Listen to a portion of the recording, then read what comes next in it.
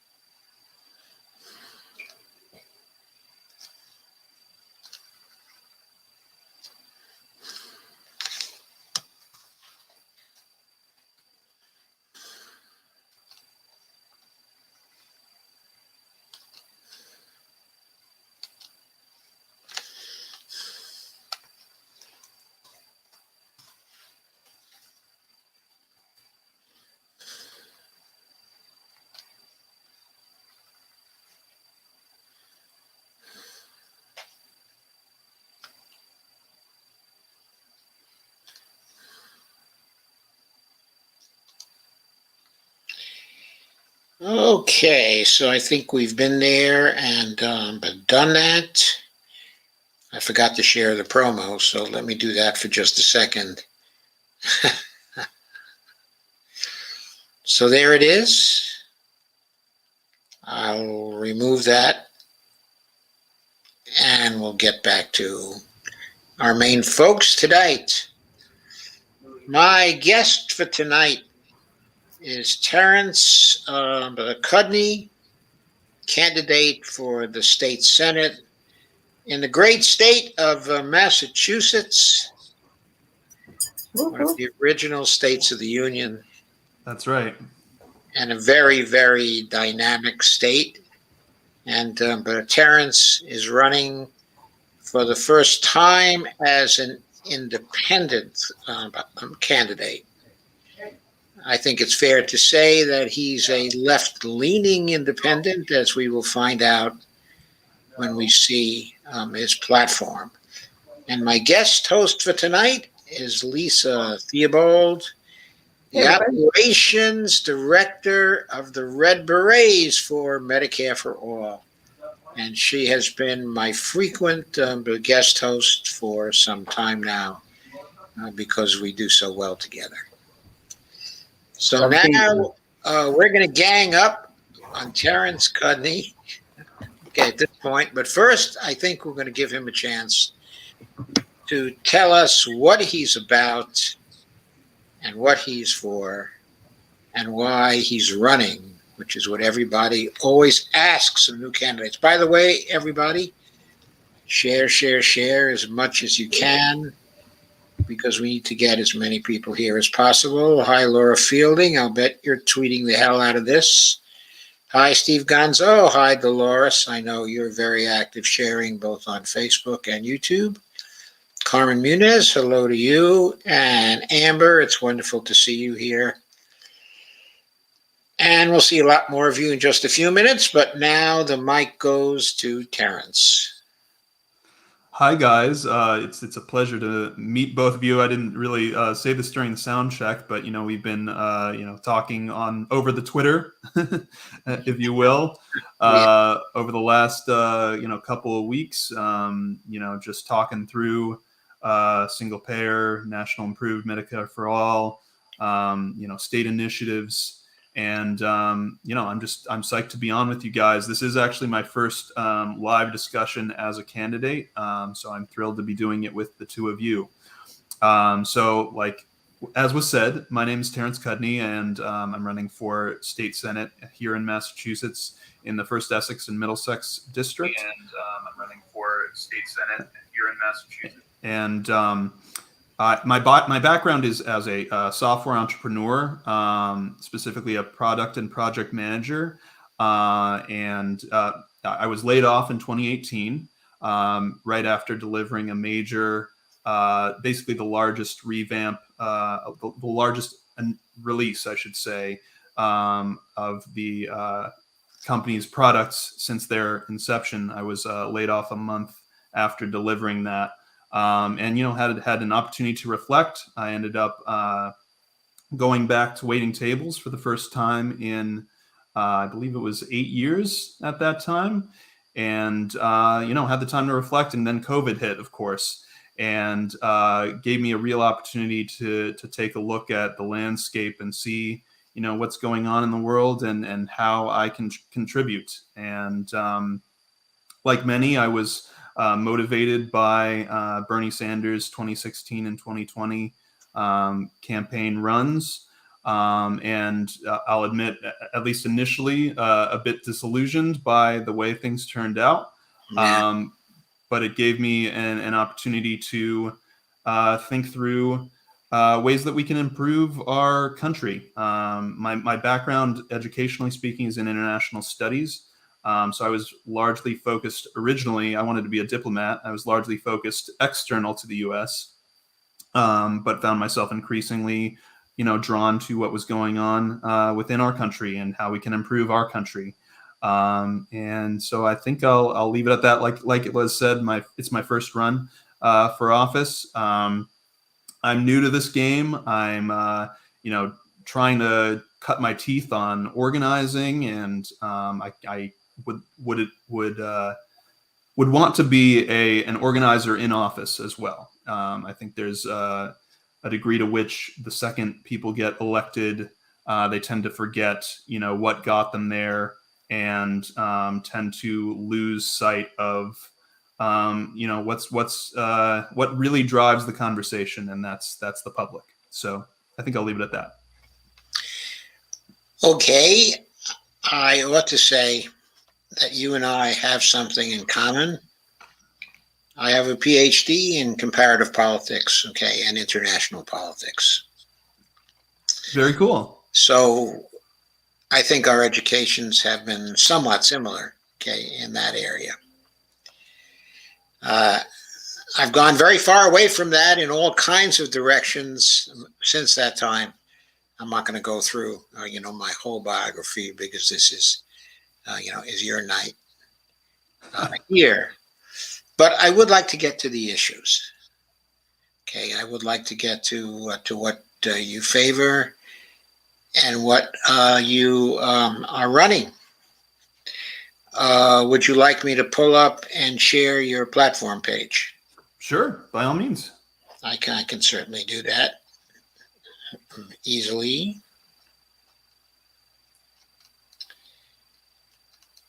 So let me do that here.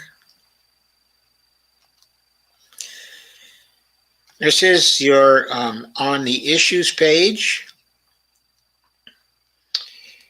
And there is your YouTube video. We could play that, or you could just go through the text, if you want to do that, or simply state it, in your own words at this point. How would you like to do it? Sure, we can go through the text, and I can state it in my own words. So basically, I break down my platform into five major pillars, and as I say on the website there, these are the things that I will fight for, should I be so fortunate as to be elected. And they break down to kind of three major, maybe four major things that sort of fit into five categories, if you will: economic justice, political democracy, economic democracy, and one of the most existential problems we have so many right now of our country and of our world, which is climate change. And so, I break it down into these kind of five sentences that I think sort of encapsulate my views broadly on the issues, and then I go into some more specifics. So the first one you can see there on the screen is: regional decentralization and cooperation is the democratic gateway to and frontier for real progress. What I mean by that is I actually cut my teeth in sort of political advocacy through a project that I'm still working on, but has sort of taken a second fiddle, if you will, to my run. And that's the Decent Federalism Project, where I talk about and advocate for essentially moving to change the nature of our federation to make it more regionally focused in terms of achieving policy goals and basically governing ourselves, I think, in a more democratic way. And the thrust of that work is about kind of those first two things that I list there. That we need to lessen our reliance on the federal government and build a Northeastern Regional Alliance for democracy and governance. And we need to build regional coalitions to foster policy change on Right. issues So like... I have a question about that. Yeah. First place. Sure. What states would be included in the regional alliance for you? Right. For my part, the regional alliance would run through what many refer to as the Northeast Corridor, essentially from Boston to Washington, D.C., and would extend, a little bit north through most of New England and a little bit south into Virginia and North Carolina. Now, the way that I break this down... That is a very large region. So there are five major regions that I talk about in the Decent Federalism Project. Oh. And by the way that I'm approaching this as a state Senate candidate is, I would say, more concrete. I'm more focused on the ways that this can be done through, work in the state Senate, more collaboration with the states that neighbor us. Whereas the Decent Federalism Project is, a broader goal, a broader sort of reimagining of how we run our democracy in the United States. And so, I kind of try and concretize, if you will, these ideas in within my platform as a state senator, and that's what I've tried to do with this page here. Okay, just another small follow-up. So you're looking roughly at a region of from 70 to 80 million people, aren't you? Yep, that's about right. It's about 80 some million. Ah, okay. Close to it then.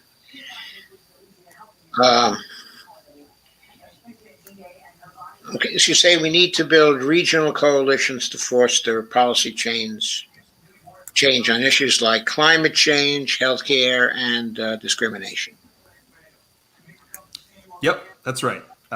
So obviously in the discussion on healthcare, which I expect we'll get into a good bit tonight, I've been talking at length with one of the lead organizers for Whole Washington, Andre Stackhouse, about building a democratic coalition for state initiatives for single payer around the country, and using that to build a national set of initiatives that work together, that collaborate with one another, and by the way, it falls under the sort of fight on all fronts kind of perspective that is making its rounds online, and I think rightly so.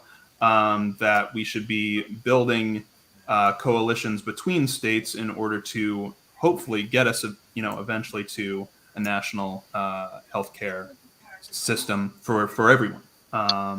And so Yes, that's just one a example. perspective that I've been talking a lot about, actually, since June now.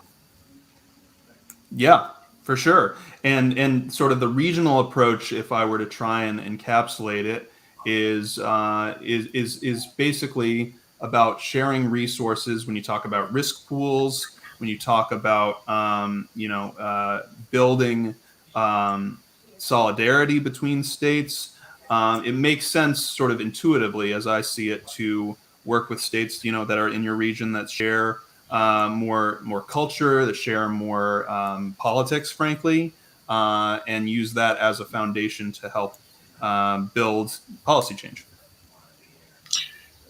So could you give us an example about how that would work in the healthcare area, for example? Sure. So the way that I generally see it is that we have at least a couple of very strong movements for single payer in the Northeast. Primarily, I think of Massachusetts and New York. If these two groups, could work together, could talk about sort of interstate compacts, for example, and Andre likes to use the example of the National Popular Vote Interstate Compact. You can think of applying this in the realm of healthcare, where we work together with other states on how to coordinate, first of all, legislation, but also to build a system that allows us to create, universal healthcare together. Yeah, I'd be happy to elaborate further, but that's sort of the high level kind of view that I have for it. Okay, to go in just a little deeper, Sure. in the area of the Affordable Care Act, of course, that provides for waivers so that states can get federal money for a very high proportion of the costs they would incur for a single payer program. How would you see the states coming together to go to the federal government as basically a pressure grouping and ask for waivers for all the states, okay, in that particular grouping? How would you structure that in relation to the interstate compact kind of model? Sure. So I've had some good conversations with, for example, one of the co-chairs of MassCare, John Weissman, I believe is his name, about basically the notion that one of the things that is of paramount importance is coordinating the legislation for universal health care, making the bills aligned in such a way that it makes it that much easier to approach the federal government as united fronts and say we share these bills, we share the same principles about how we want this to be done, and that I think is at least the very first step in terms of approaching on a united front the federal government. Oh, so you would share a design for a single payer plan? Yes. That all the states would subscribe to. At the least, I think that would be the easiest way. Oh, sorry. It might be the case where the coverage is the same for all the states. The pay-fors are the same, okay, for all the states, if possible, or similar, okay, as possible.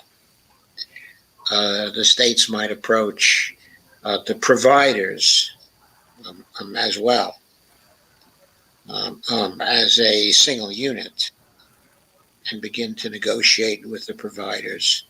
Then the states would go to the Secretary of Health, okay, and Human Services, okay, and present all the results, okay, of the collaborative efforts and say, we need from you X and Y, okay, and Z.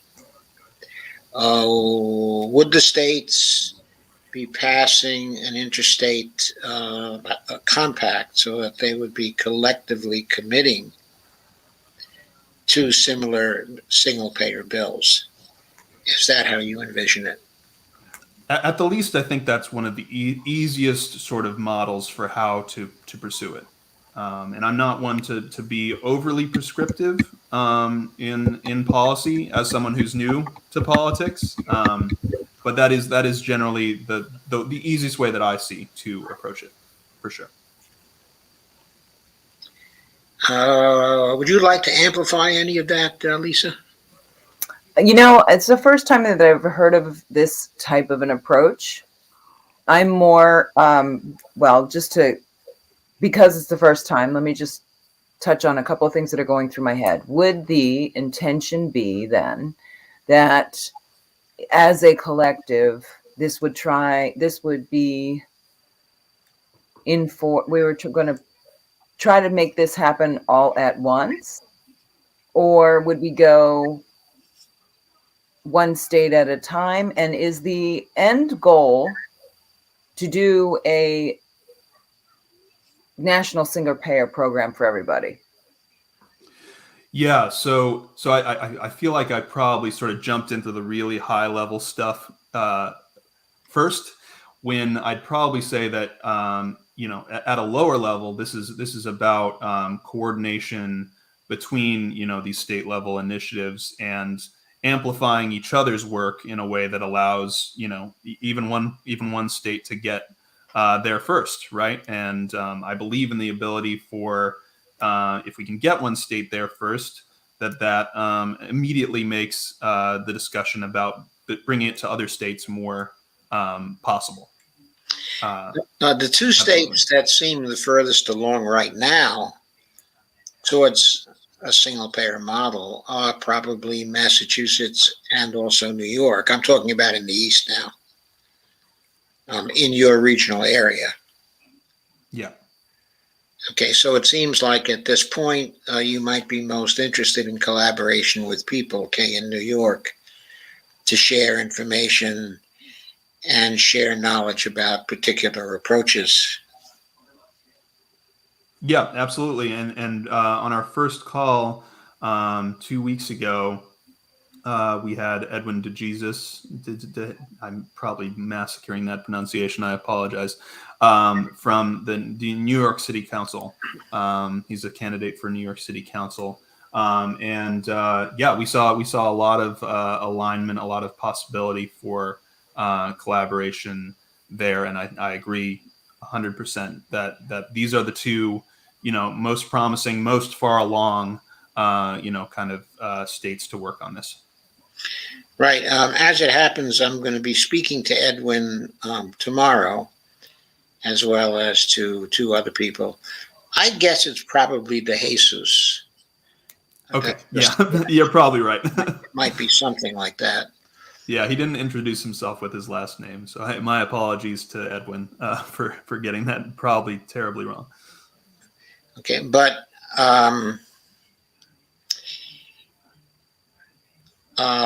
in your first call, okay, with these various people, okay, I gather Andre was on that call too, right?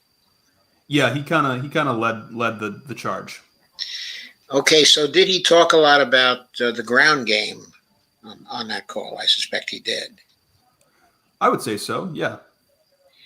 So would you be trying to get kind of a common approach to the ground game in both New York, okay, and Massachusetts? Absolutely. Was there any focus on a Census Bureau type of approach to the ground game? Not that I can recall. I'd love to hear what you mean. Well, I think the expert on what I mean is probably Lisa Theobald, since she just completed a project for the Census Bureau on that. Yeah, I think, okay, so let's just back up here for a second, in the sense that we can do all kinds of things, and we can put legislative packages together, and we can talk about it amongst ourselves. But unless you have a ground game where you socialize the legislation, you have to message to the people what this program would do for them. Okay. And you have to put it out there in mass. You've got to get not only buy-in, you got to get penetration, and you've got to get buy-in from your voters, truthfully, so that you have that ground game pressure, right?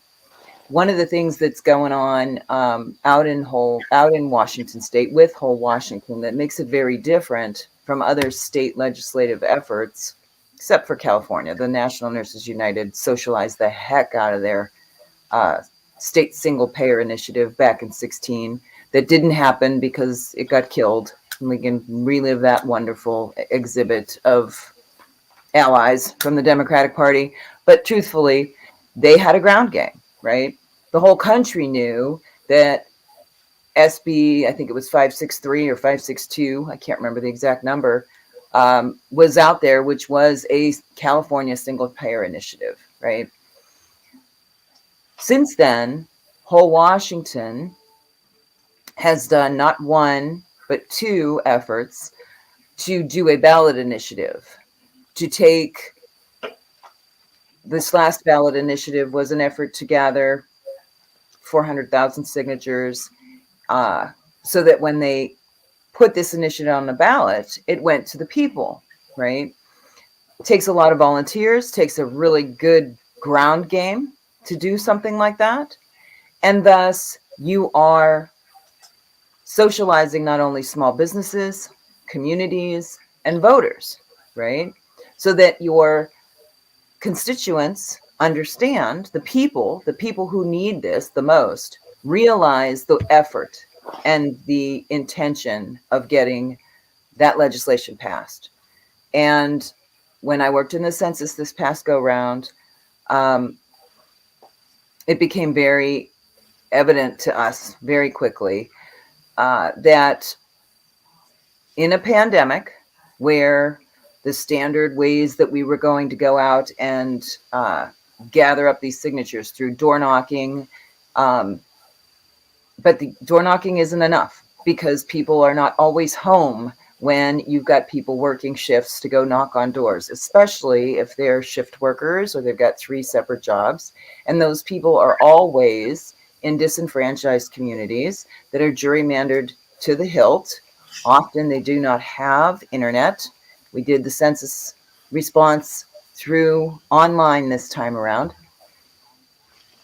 Every area that we had to target because they were lagging behind in self-response were poor, disenfranchised communities, right?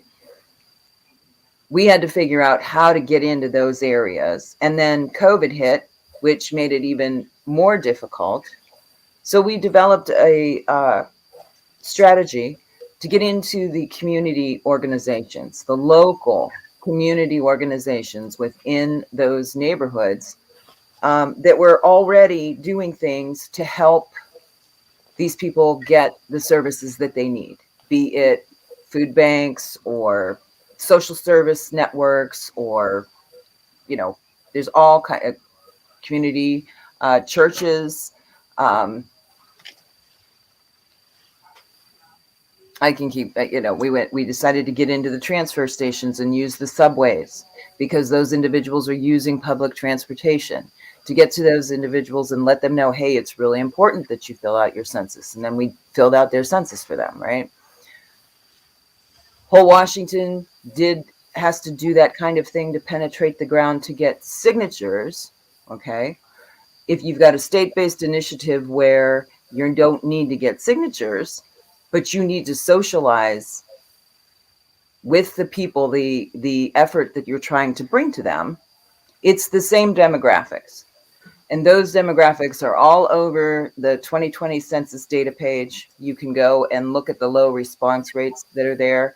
It lights up like a Christmas tree. You can see where all of those demographics of those individuals who are going to be the most in need of a universal and the most supportive of a universal single payer system, they're right on the maps for you, right? All the way down into census tracts, which sometimes can be 4 or 5 city blocks, depending on the population, right?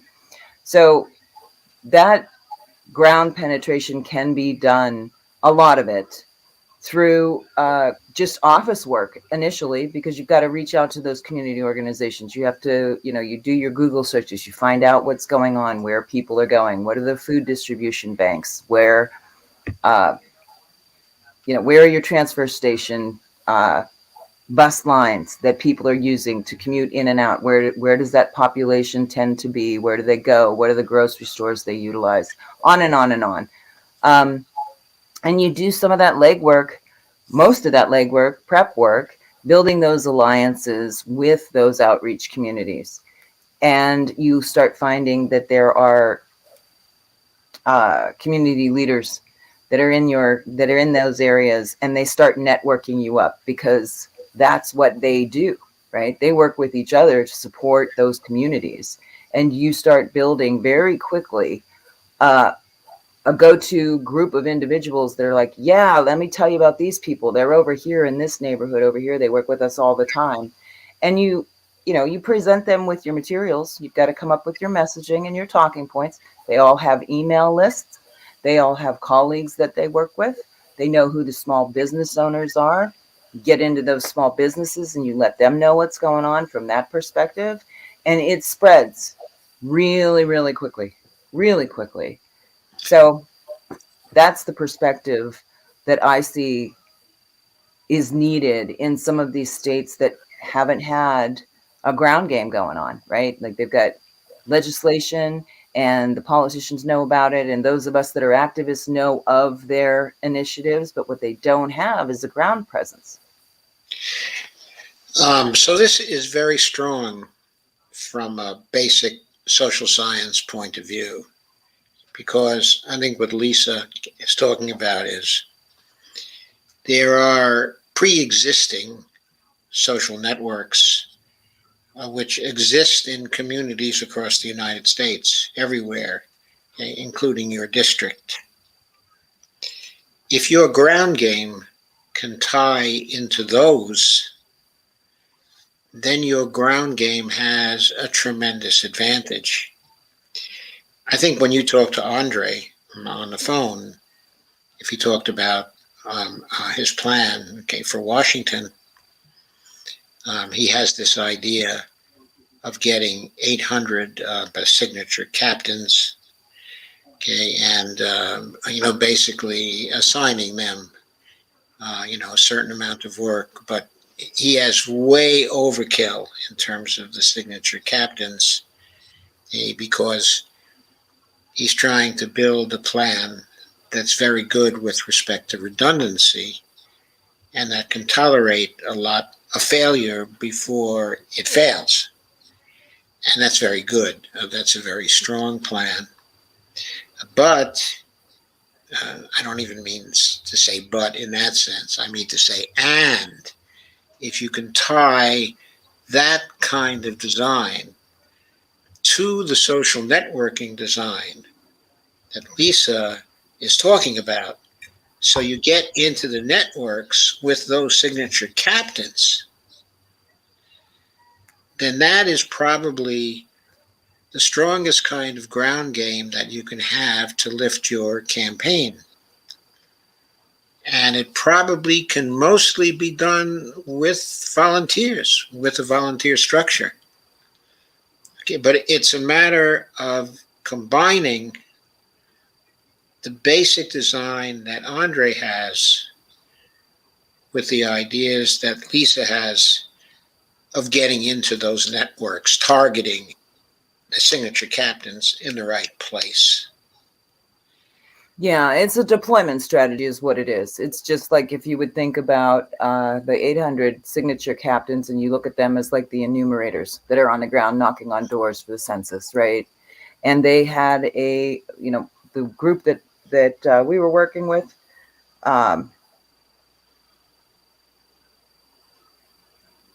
we were in the office we would work with the leads that had the enumerators assigned to them, and they would come to us. Well, we'd have meetings every day.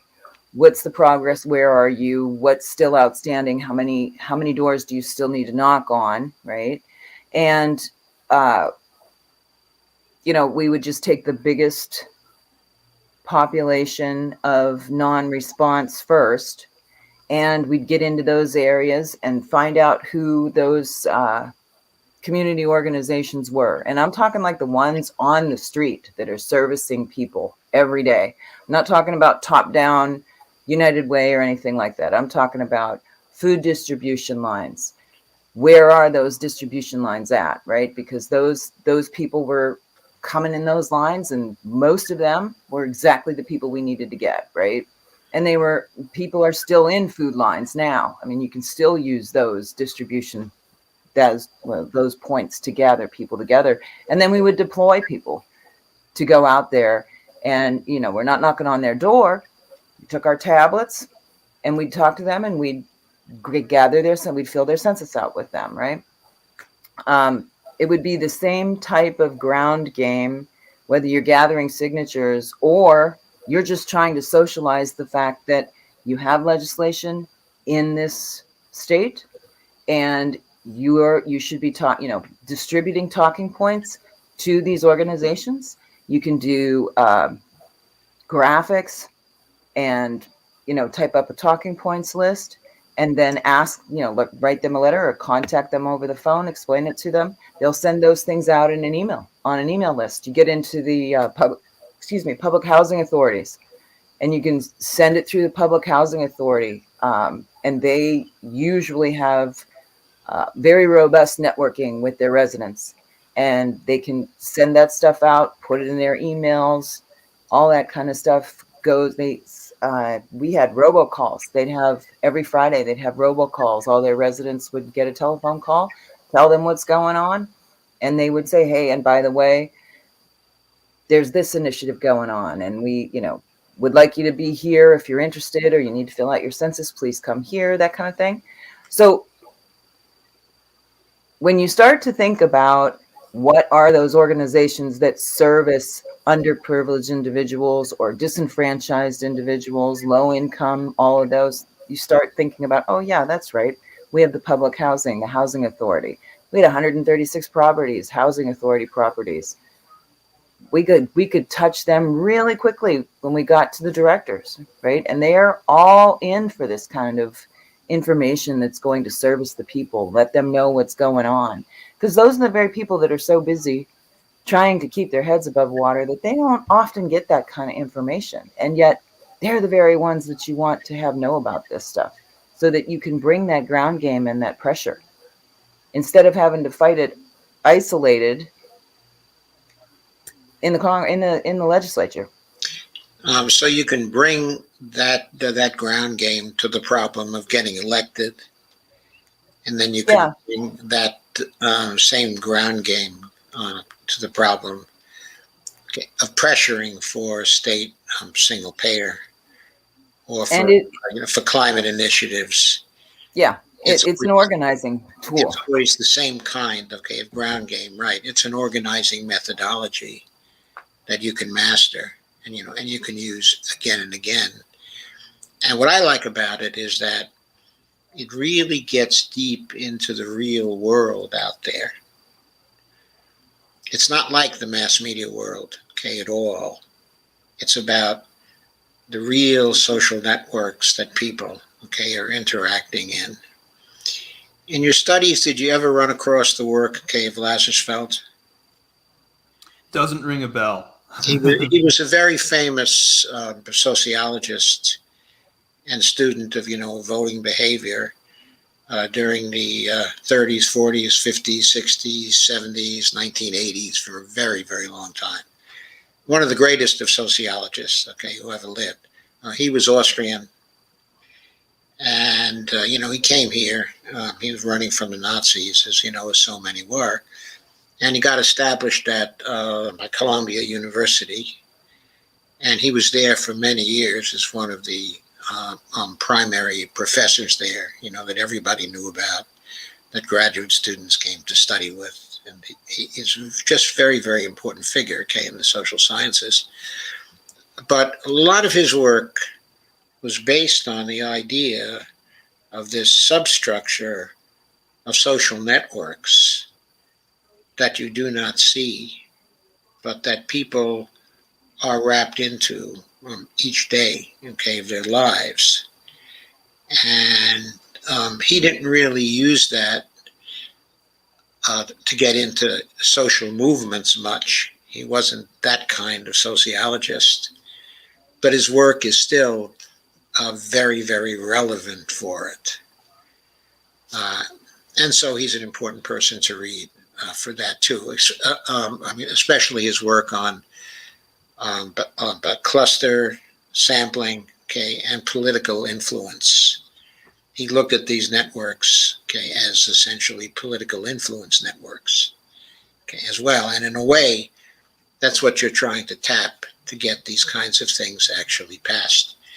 But let's get back to your issues platform. Okay, let's get it, back up there. Okay, and reorient. Okay, so you're for ranked choice primary system for electing public officials. Absolutely, yeah. And by the way, it's interesting. I've been watching with I'll say mild interest what's going on with Andrew Yang's Ford Party. It's not a party that I see myself.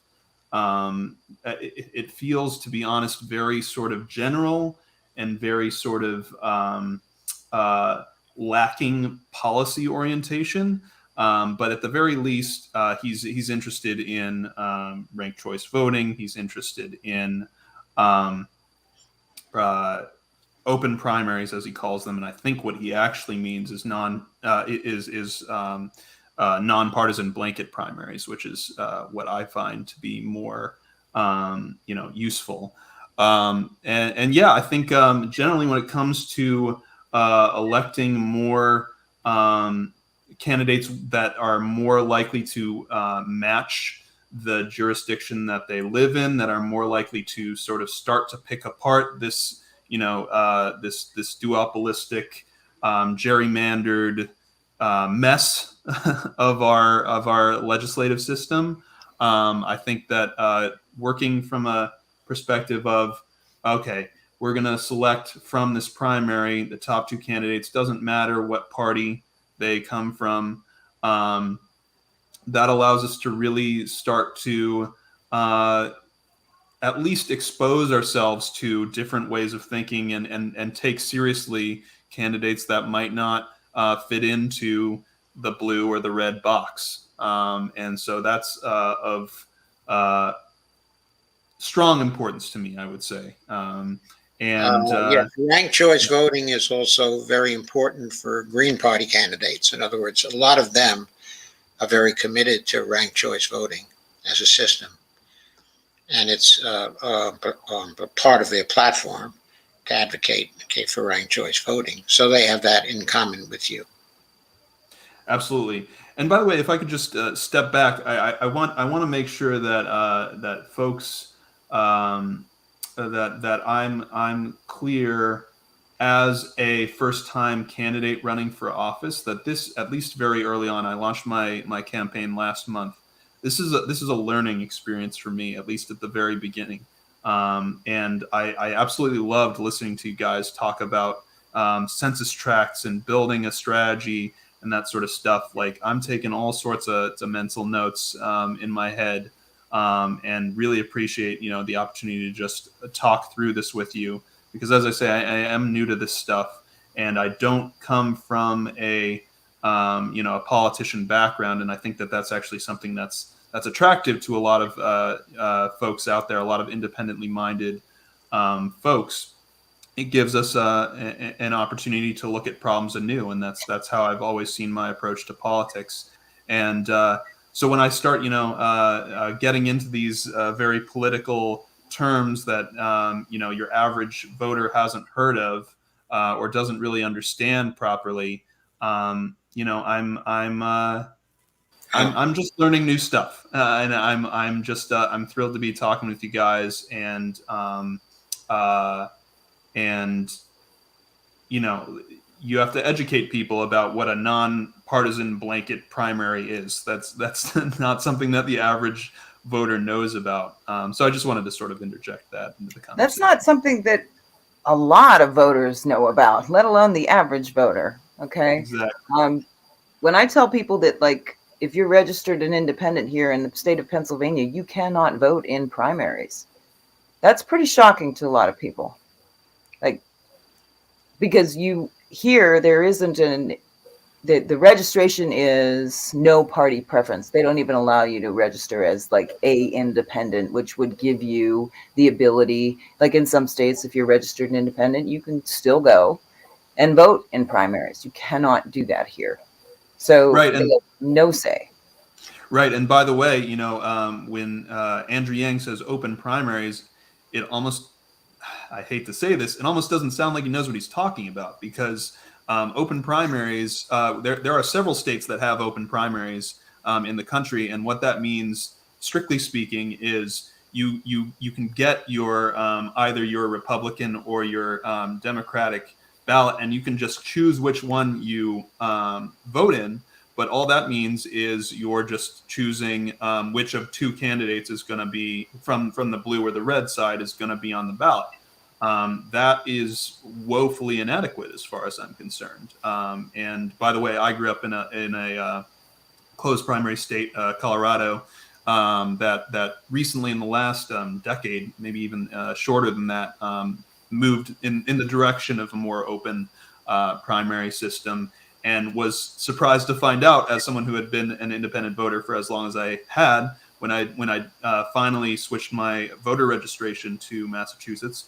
Oh, hey, like it's actually open. I can choose my ballot, whether I want a Democratic or Republican ballot, and even that was, you know, mind blowing to me.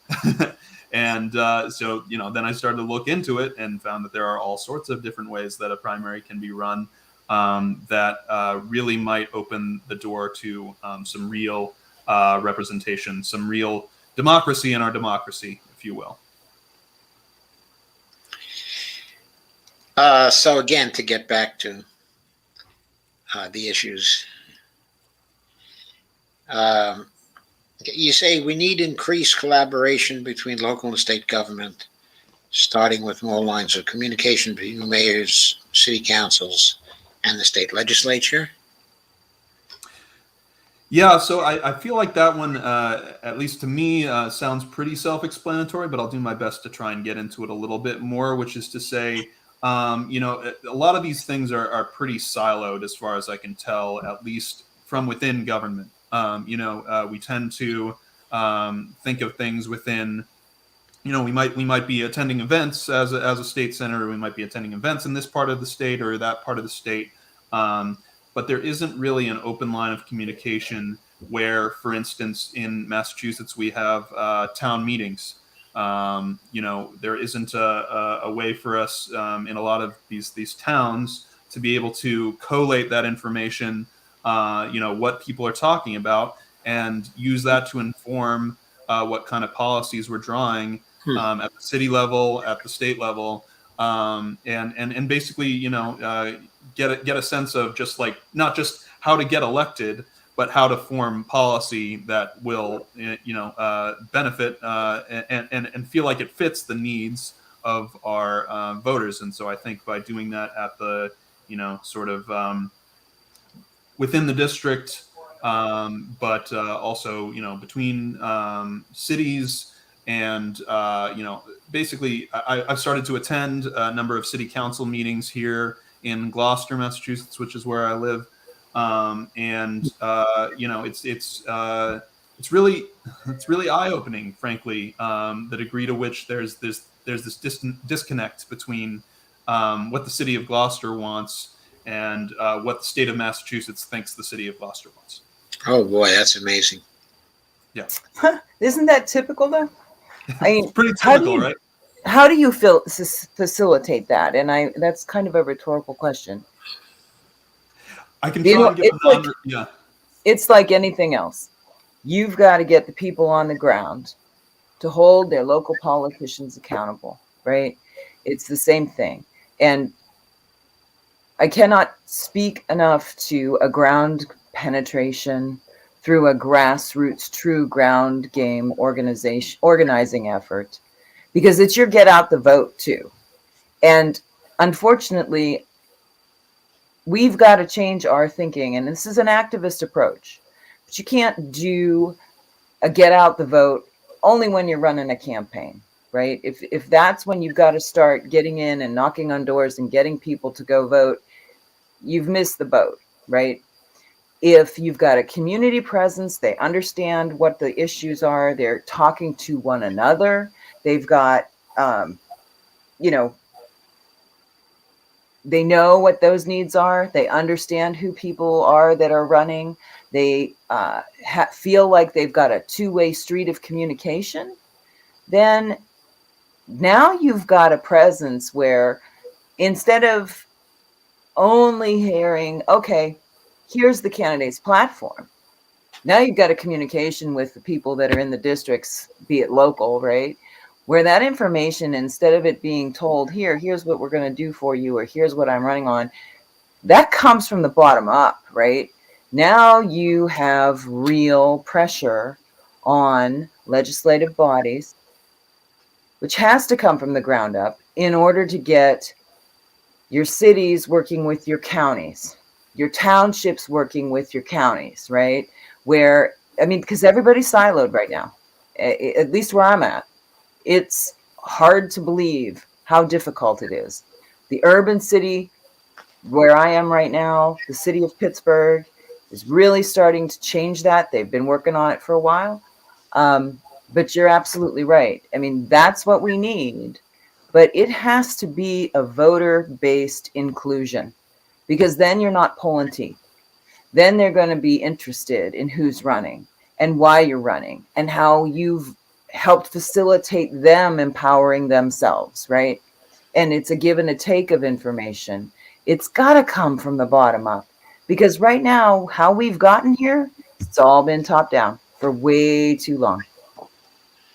Yeah, absolutely. And you know, when I talk about wanting to be an activist in office, you know, we see recent examples where, you know, being an activist has worked, albeit very short term, with, you know, the Cori Bush sleeping on the steps of the Capitol to get what ended up being a very short term victory, but at the time, you know, a very sort of empowering feeling victory for, you know, extending the eviction moratorium for as long as they did. And you know, I think honestly, the way that works is that you have to stick with it. You have to be willing to come back and sleep on the steps again when the next time that the eviction moratorium comes up. And you know, no shade on any particular politician. Like I said, I think what Cori Bush did was a great example of what we can do.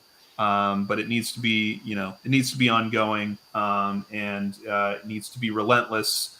And, you know, on the sort of more technocratic side of things, you know, just as simple as, you know, collating the minutes of the city council meetings in your district and asking for them to be sent to your office, and you know, as a state senator, going through those minutes and you know, looking at what people are talking about, what people care about, and using that to form policy. Our representatives end up being so unaccountable because they can just sort of ignore that local level work. And you know, to be honest, 3-4 years ago, I didn't even really know what was going on in those city council meetings. And it's like I said, it's been an educational experience for me, you know, so far. But yeah. Okay, let's shift gears a little bit and get to your views on addressing climate change and its impacts. Will be a metaphysical tide that raises all boats.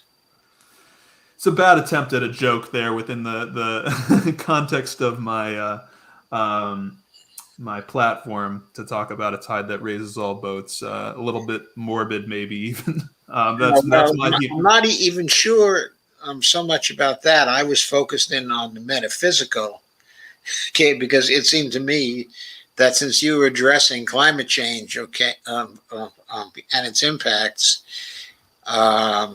it had better be very material in character in order to raise all boats, even in the metaphorical sense.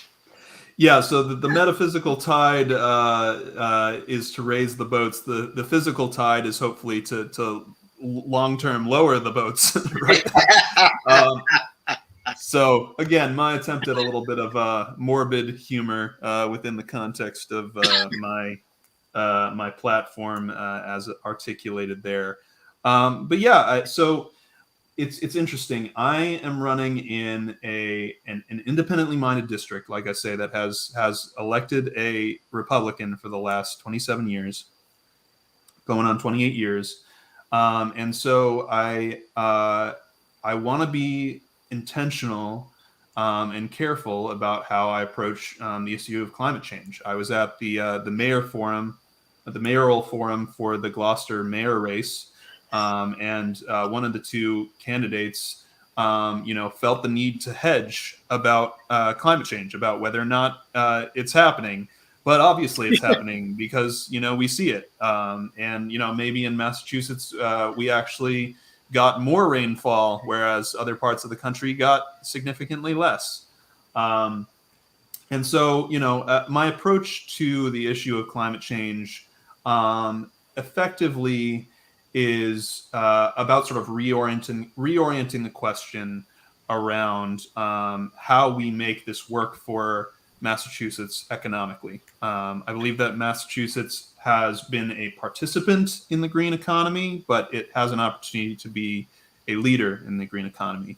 And so I talk on there about building a pilot program for offshore wind on the North Shore. There is, I believe, a project in the works for the South Shore, the other side of Boston, for offshore wind. I believe we need to look into tidal energy. I believe we need to look in Gloucester. We have a network of seawater lakes that can be leveraged to build hydropower in a way that hasn't been leveraged before.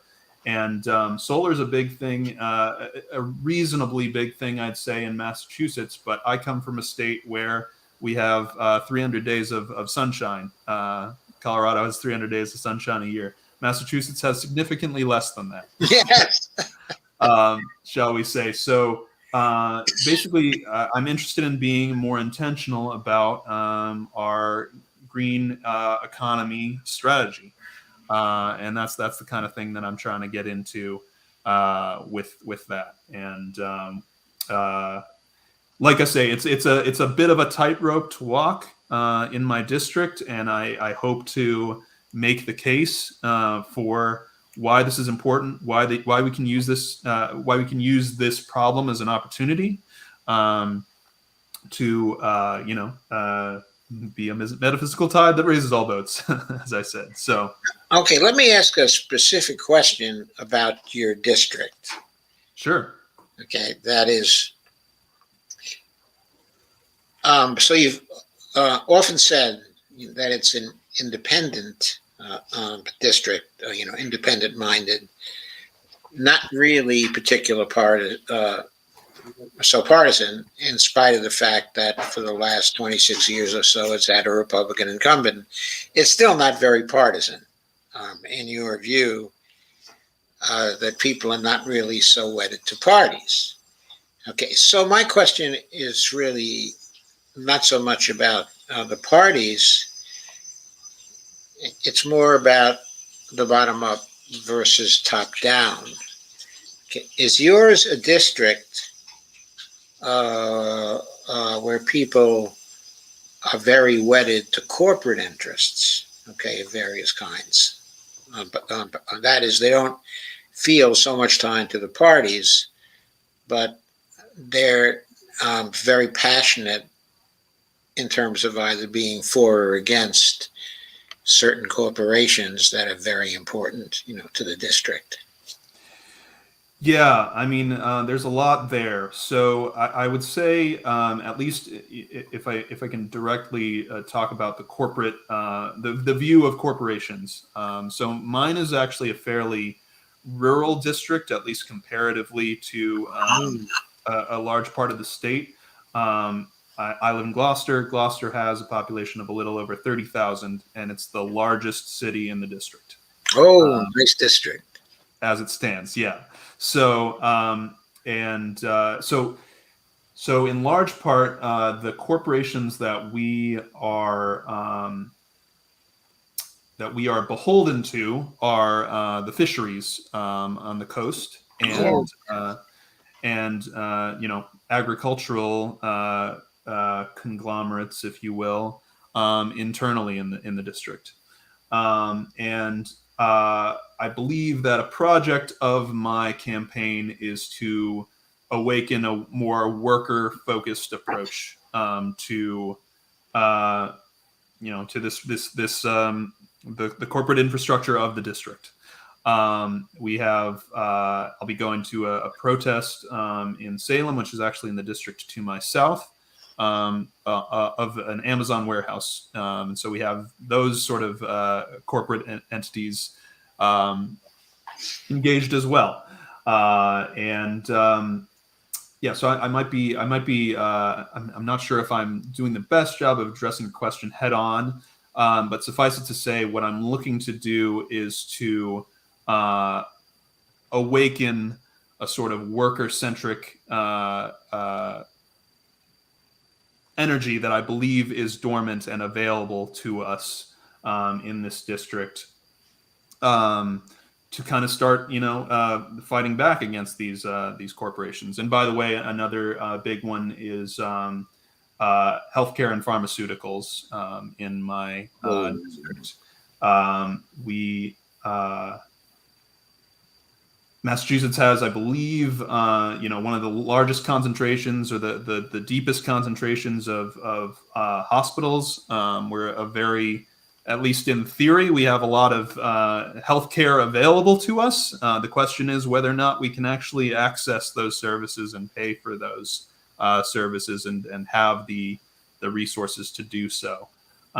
So that's a very sort of broad strokes overview of the corporate interests that we're fighting against. I guess more directly to your point about, is it a pro-corporate or anti-corporate district? I'd say I'm feeling that out, but I think that there's an opportunity to awaken a more sort of anti-corporate, pro-worker coalition there, and that's part of my project, I think. Okay, there's something in your set of issues that addresses that. More democracy in the marketplace makes for a freer marketplace, including for common goods. We need tax incentives for a representation of workers on corporate boards. We need to build a new economy around hybrid work, including working from home. We need tax incentives for reorganization into to worker cooperatives. Is that state level tax incentives? Yes. We need to rethink infrastructure through new ideas, like a pilot project for self-healing roads. What is a self-healing road? So there are new technologies that are coming together that basically allow. I need to do more research into this. It's been a couple of weeks since I've delved into it, but there are basically compounds that you can build that you can use in the construction of your roads. That basically the cracks heal themselves over time. And by the way, in Gloucester, where I live, we have a huge problem with private roads that basically the local government isn't interested in sort of helping to heal those roads. And basically we're at a point where it's become a core issue of the mayoral race is, you're allowing, the public to drive on these roads. You're making them accessible to the public. We're not saying those roads are barred from everyone except residents. So they're being treated as public roads for the sake of actually cars driving on them, but they're private roads for the sake of actually maintenance of those roads. And so I'd want to get back into the technology, but suffice it to say, the technology exists. There have been, it's generally been more in the experimental phase, I would say. But I think that there's a strong opportunity to leverage that technology for good. And so that's what I mean by when I talk about common goods.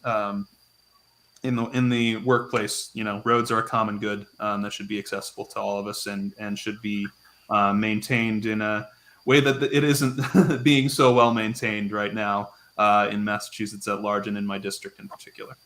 Right. So you're talking about more democracy in the marketplace makes for a freer marketplace, including for common goods. So can I ask a question here? Because there's a couple of things in here that are really sticking with me, and I have to ask.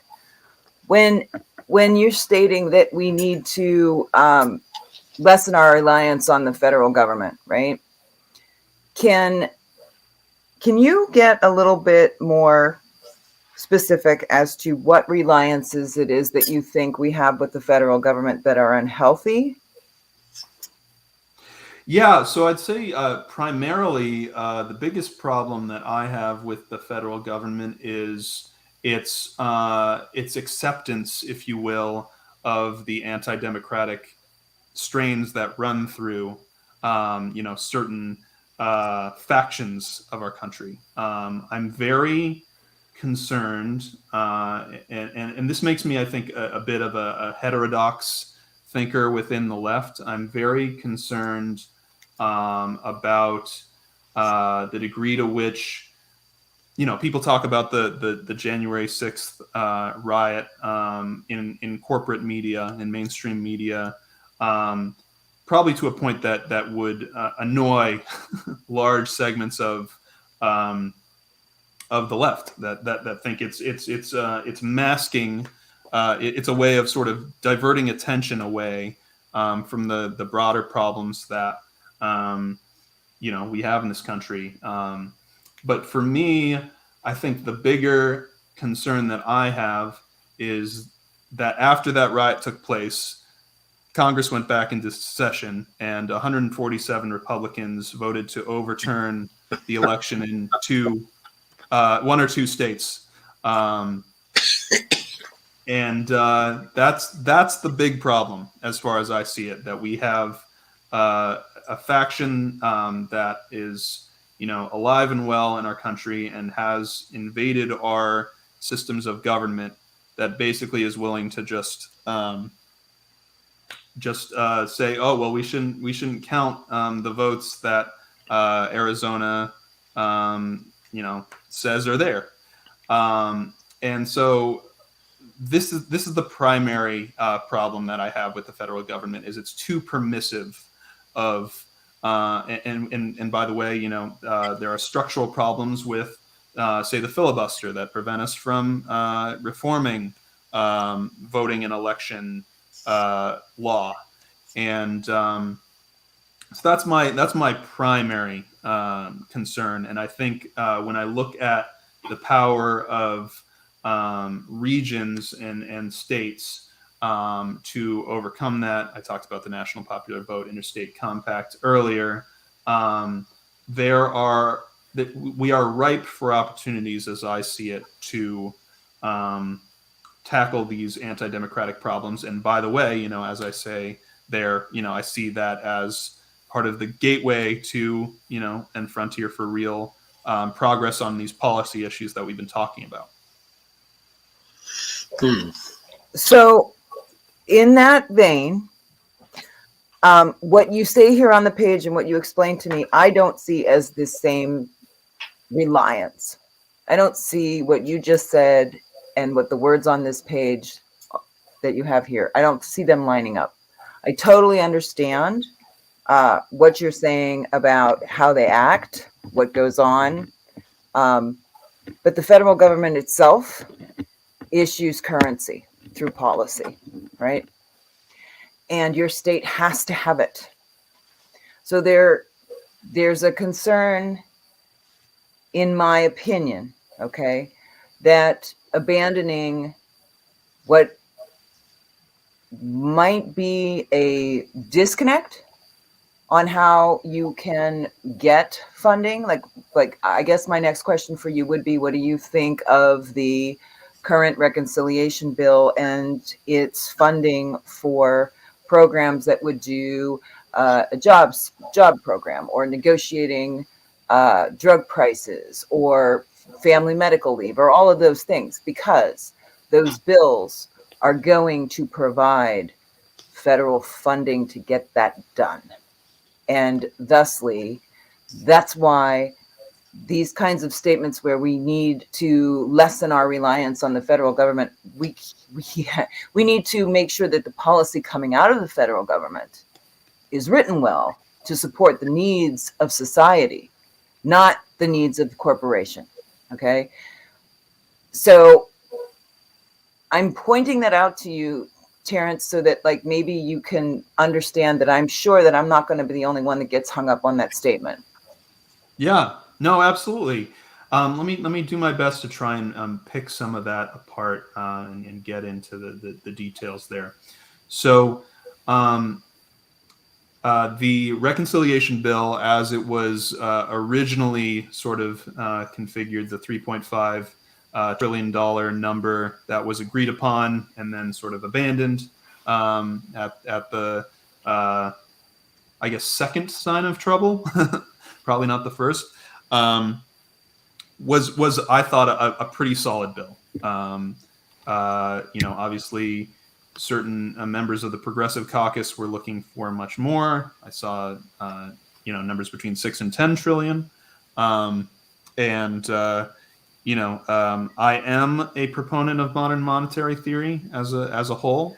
And so I think, when it comes to moving numbers on the ledger of our federal government, I think we could use more of that thinking that I believe it's Stephanie Kelton talks about in her book. So when I talk about lessening reliance on the federal government, what I'm trying to get at is where is the GDP in our country coming from? Who is contributing the most to that federal system, and who are the takers in that system?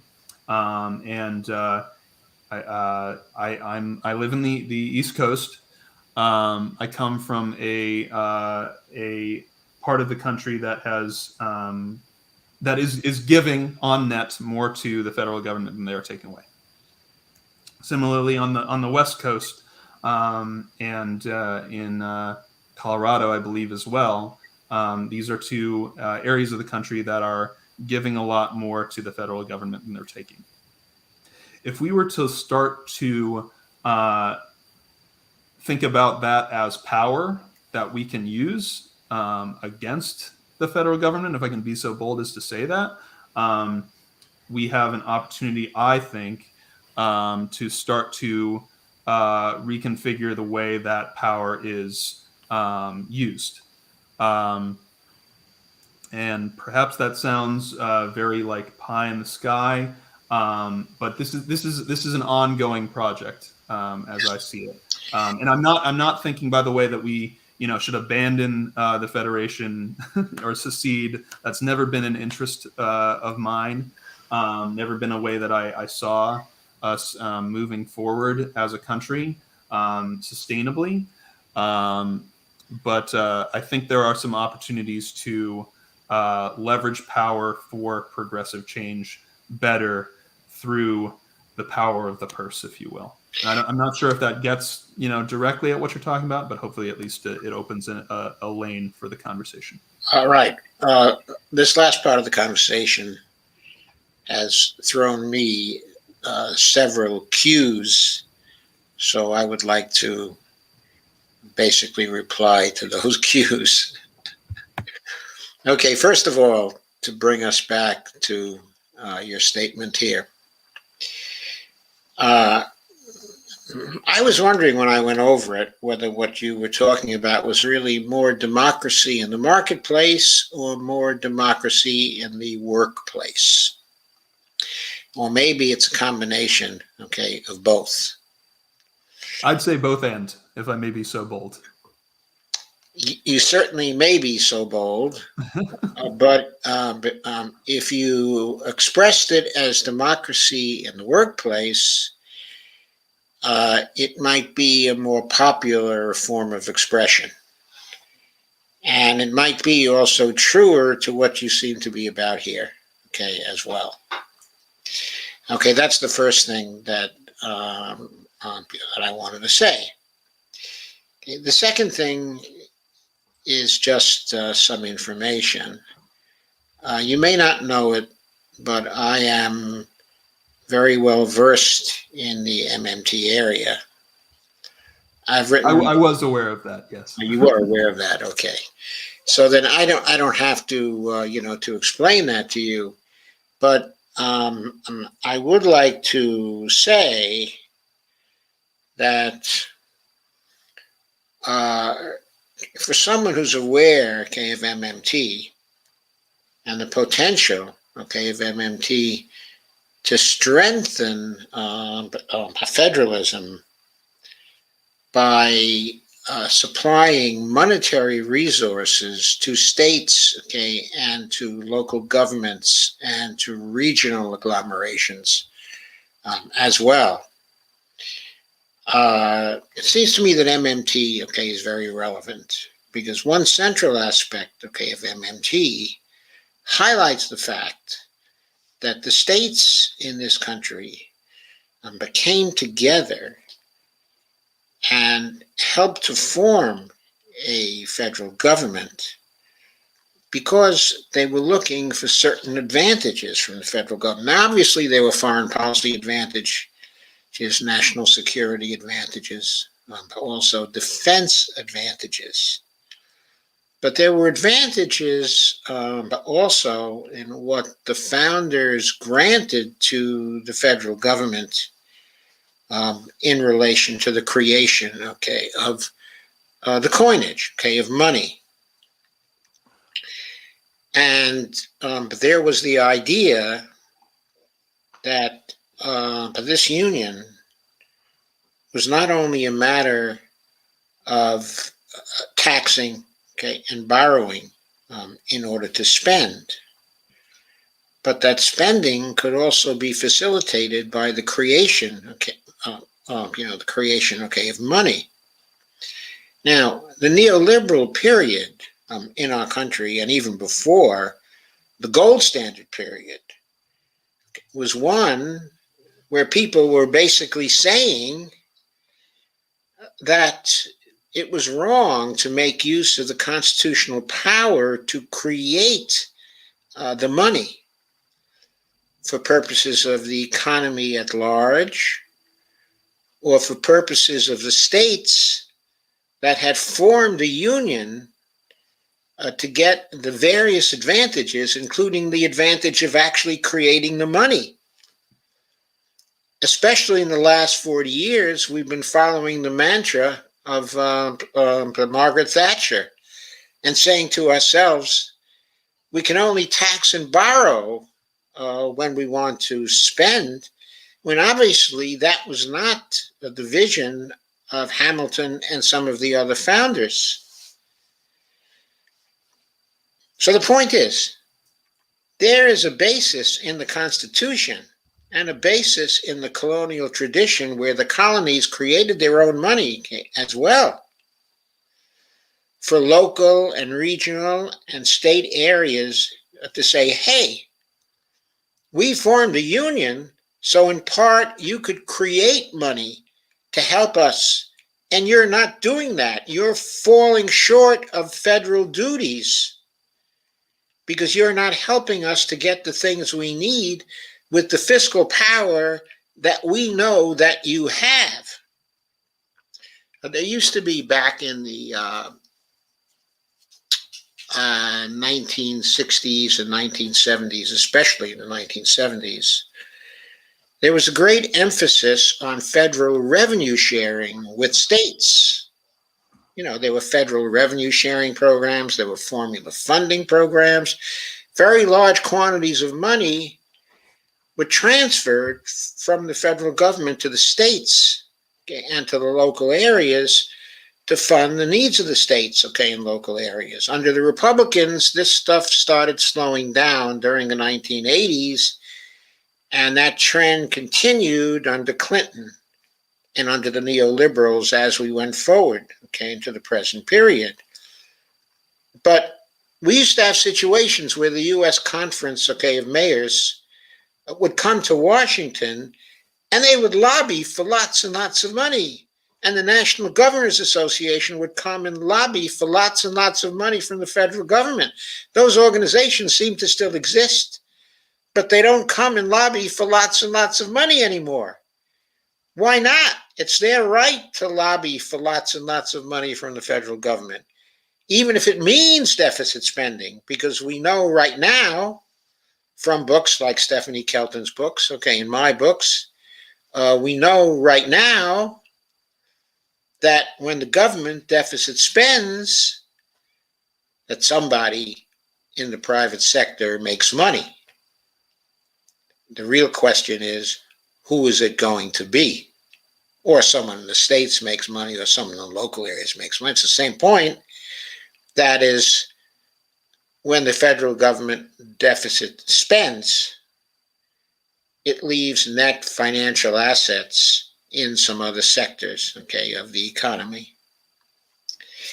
And so it seems to me there should be local and regional and state efforts to lobby again for federal assistance, because that is one of the things that the subunits and the people as well should be demanding from the federal government, because that's one of the advantages they should be getting in return for being a part of the Federation.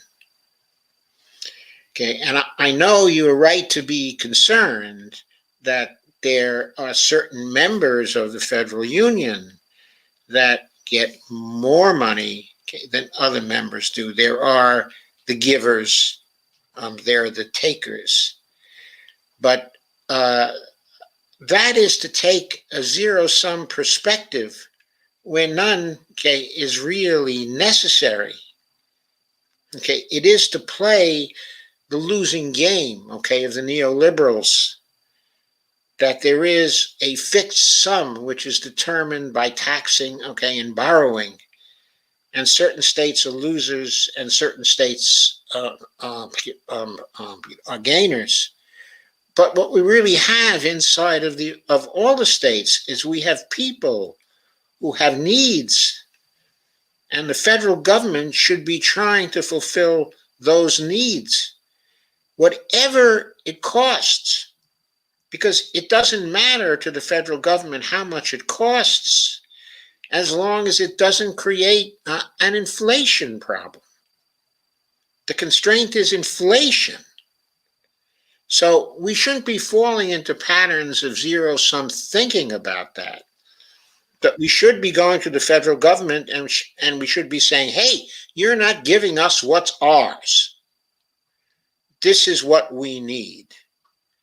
And this is where the MMT perspective can come in and be very helpful from the perspective of state and local governments and state and local needs as well.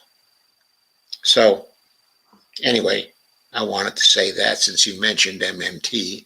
It's like, kind of winds me up, you know. Fair enough. Yeah, and obviously I would defer to you on the MMT stuff as the PhD in the room. I don't know Lisa's academic background, but Okay, I didn't get a PhD, in MMT. The kind of political science that I got is probably very similar to what you got. When it comes okay. to MMT, I am self-taught from 2009, very late in 2009 to the present. Okay. Great. Okay, so I'm only 12 years in when it comes. Okay, fair enough. I'm under one, so I'd still defer to you for sure on that. If I may be slightly provocative, I would Please say, be as provocative as you like. yeah, I would say, I think it's worth it to at least consider how the system would be different and how the calculus would be different if instead of the U.S. having, one central, system for spending, system for accumulation of debt, what have you. If instead of that we had 5 regional currency issuers in the state that worked interoperably together on how to limit inflation while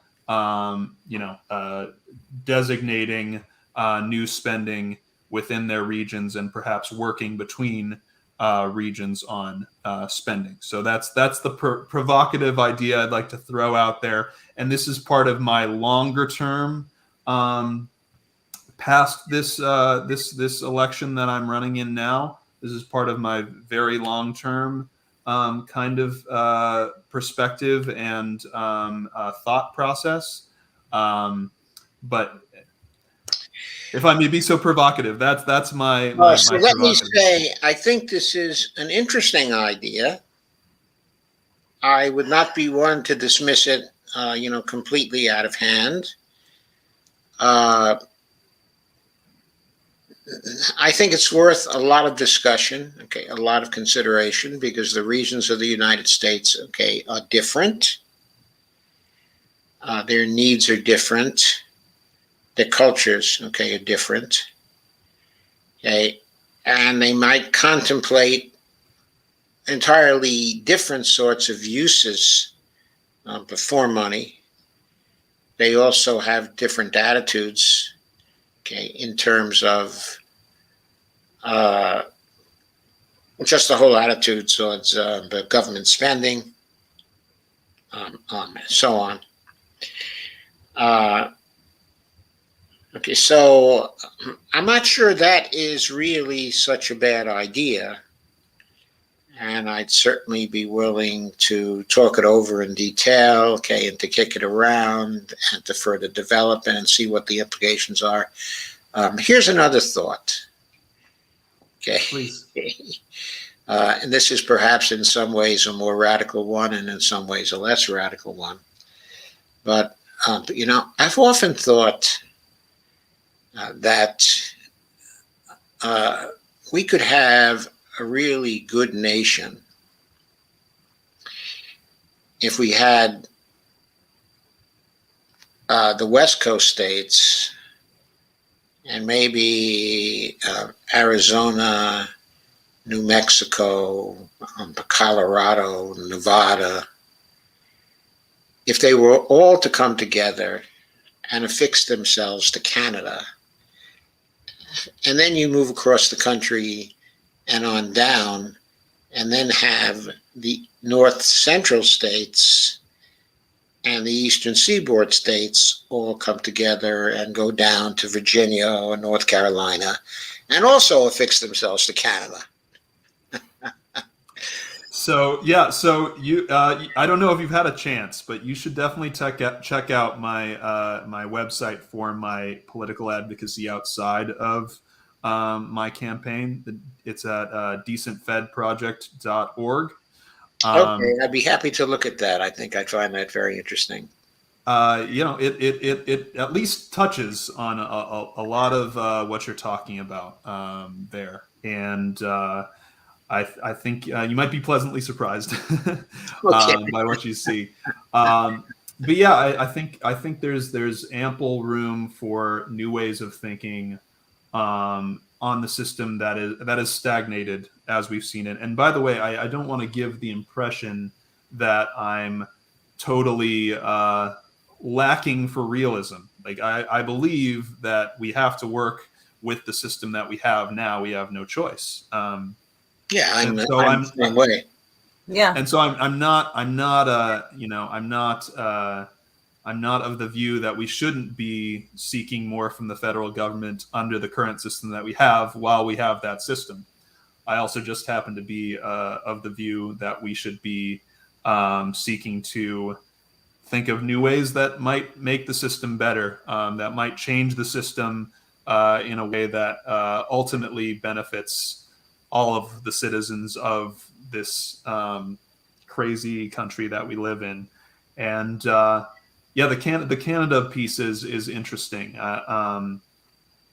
There's a book called American Nations by Colin Woodard that was pretty a strong inspiration for my work with the Decent Federalism Project. And you'll notice that it doesn't that the nations, as Mr. Woodard would have it, don't really care about the borders of states or even countries in terms of the way that migration happened across the North American continent. And yeah, I could talk for hours on this subject, but Me too. yeah, I think there's some really interesting stuff there, and it's part of what got me passionate about politics is this notion of, and like I say, I come from a software background, the idea of looking at democracy as a software problem, and how can we create a new beta, if you will, version of the democratic system in our country that innovates, that iterates on the current system that we have. And that's what really, if I can encapsulate it, that's what really got me into thinking about politics and wanting to get involved. Okay, that's great. I suppose I should stop at this point, but I did want to familiarize you a bit with some of the economic aspects of the whole Washington Health Trust plan. Okay, if you'd be interested in that. Sure. If not, we can postpone it, to another time because it is getting a bit late. We can talk a little bit more for sure. Yeah, I've got time. Okay, Lisa, are you on board? Sure. I'm going to step away for 5 minutes, but I'll be right back. Okay. Okay, that's fine. Go get my resume. Oh, you're going to get your resume? Okay. So let me share, because I think Lisa has seen this, already. So let me share part of a PowerPoint a presentation for you, and kind of put it up there.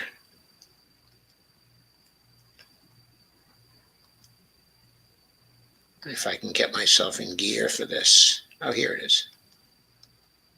Okay. So let me blow this up a bit so it's easier to see.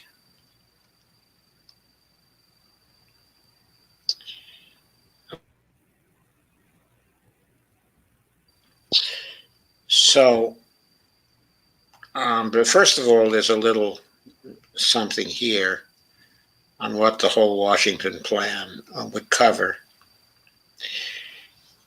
So, all kinds of medically necessary plan, including hospitalization, doctor visits, dental, vision, hearing, mental / behavioral health, and prescribed occupational physical therapy, prescription drugs, also medical devices, and rehabilitative care.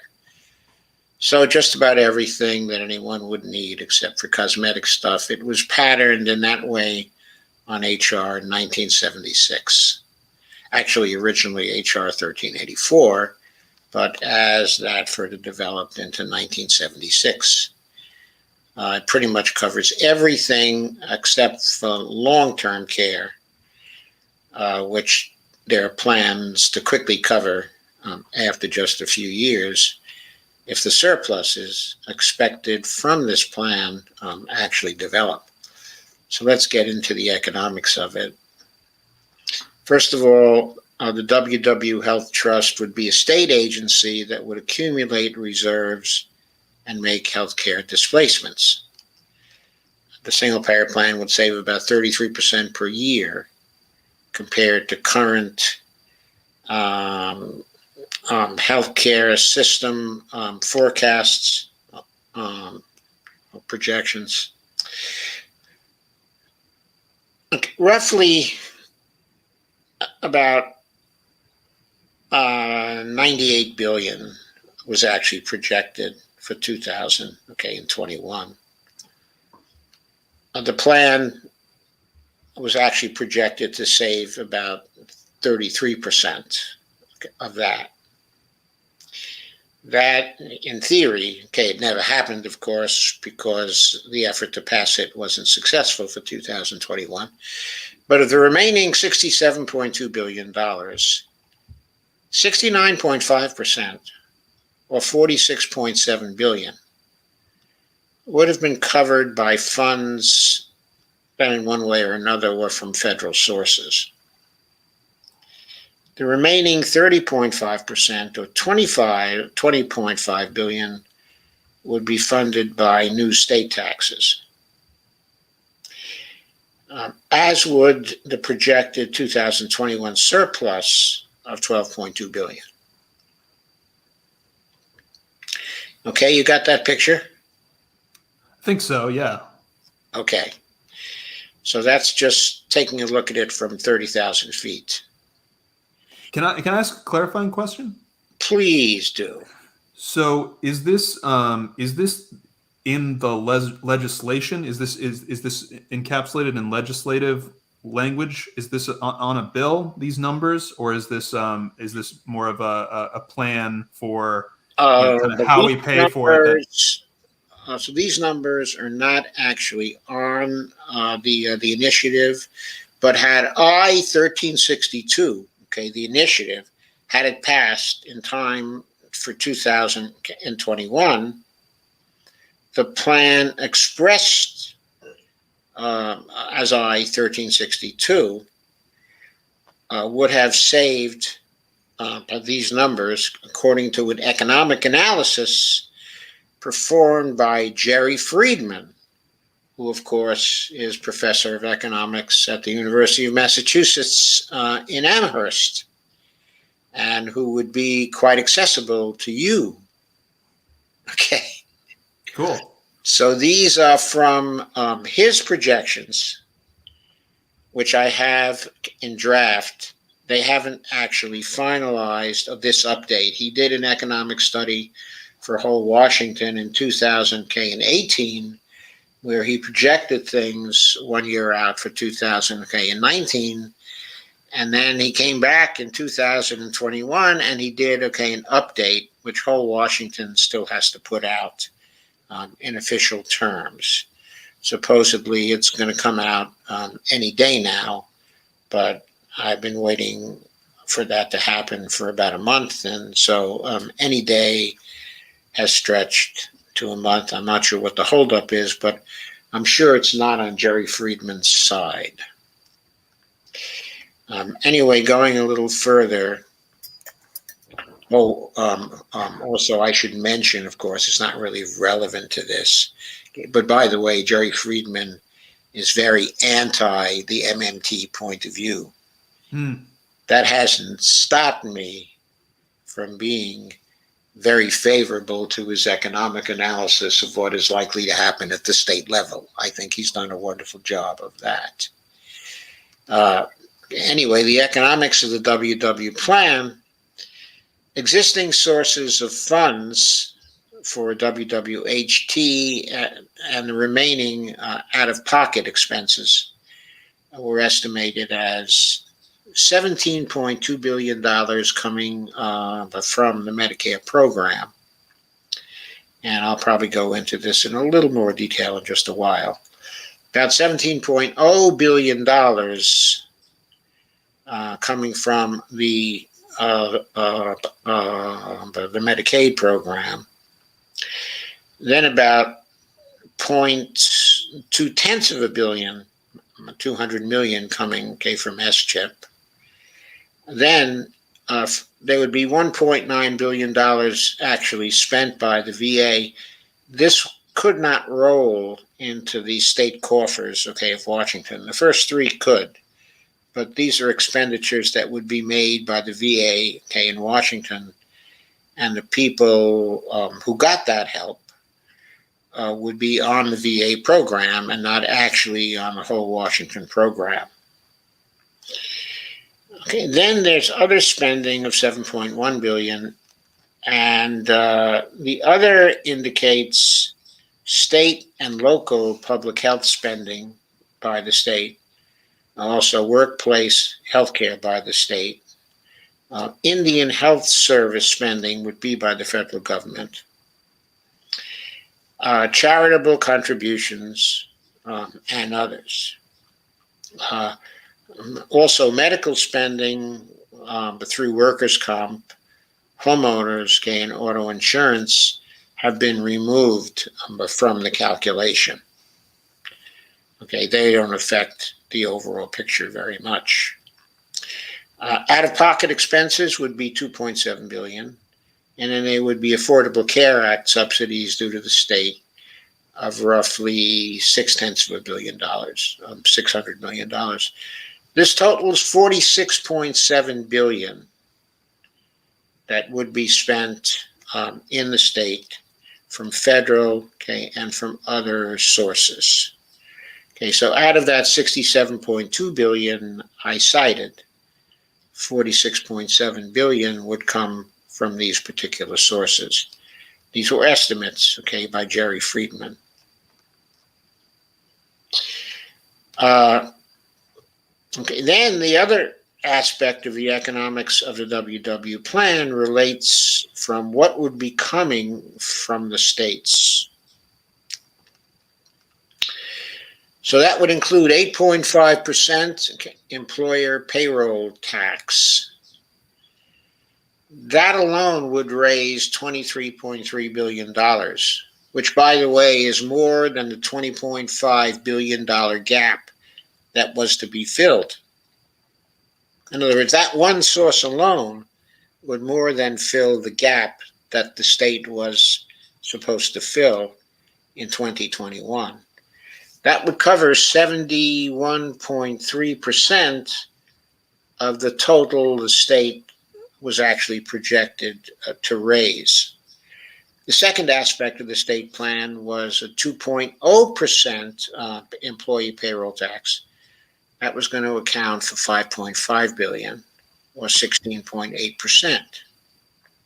So a total of 88.1% would be covered by these two sources alone, and $28.5 billion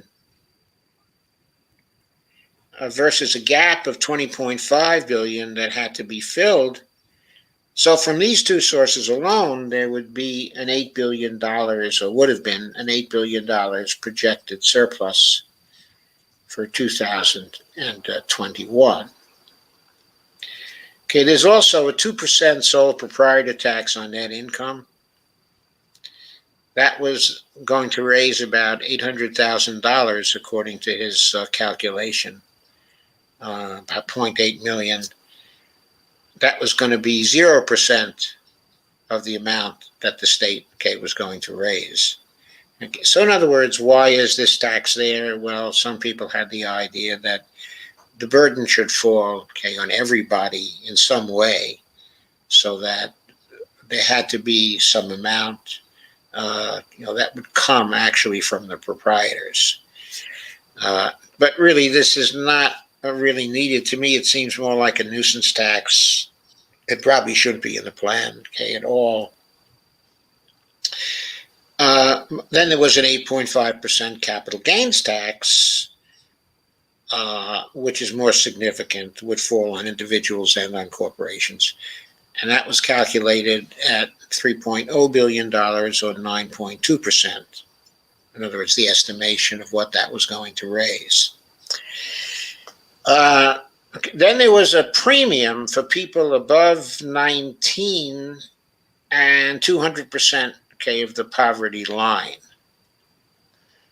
That was only going to raise $900 million, 2.7%. And last night I was interviewing the chairperson of the board of Whole Washington, and she said they were continuing some changes. They were contemplating some changes to their legislative plan.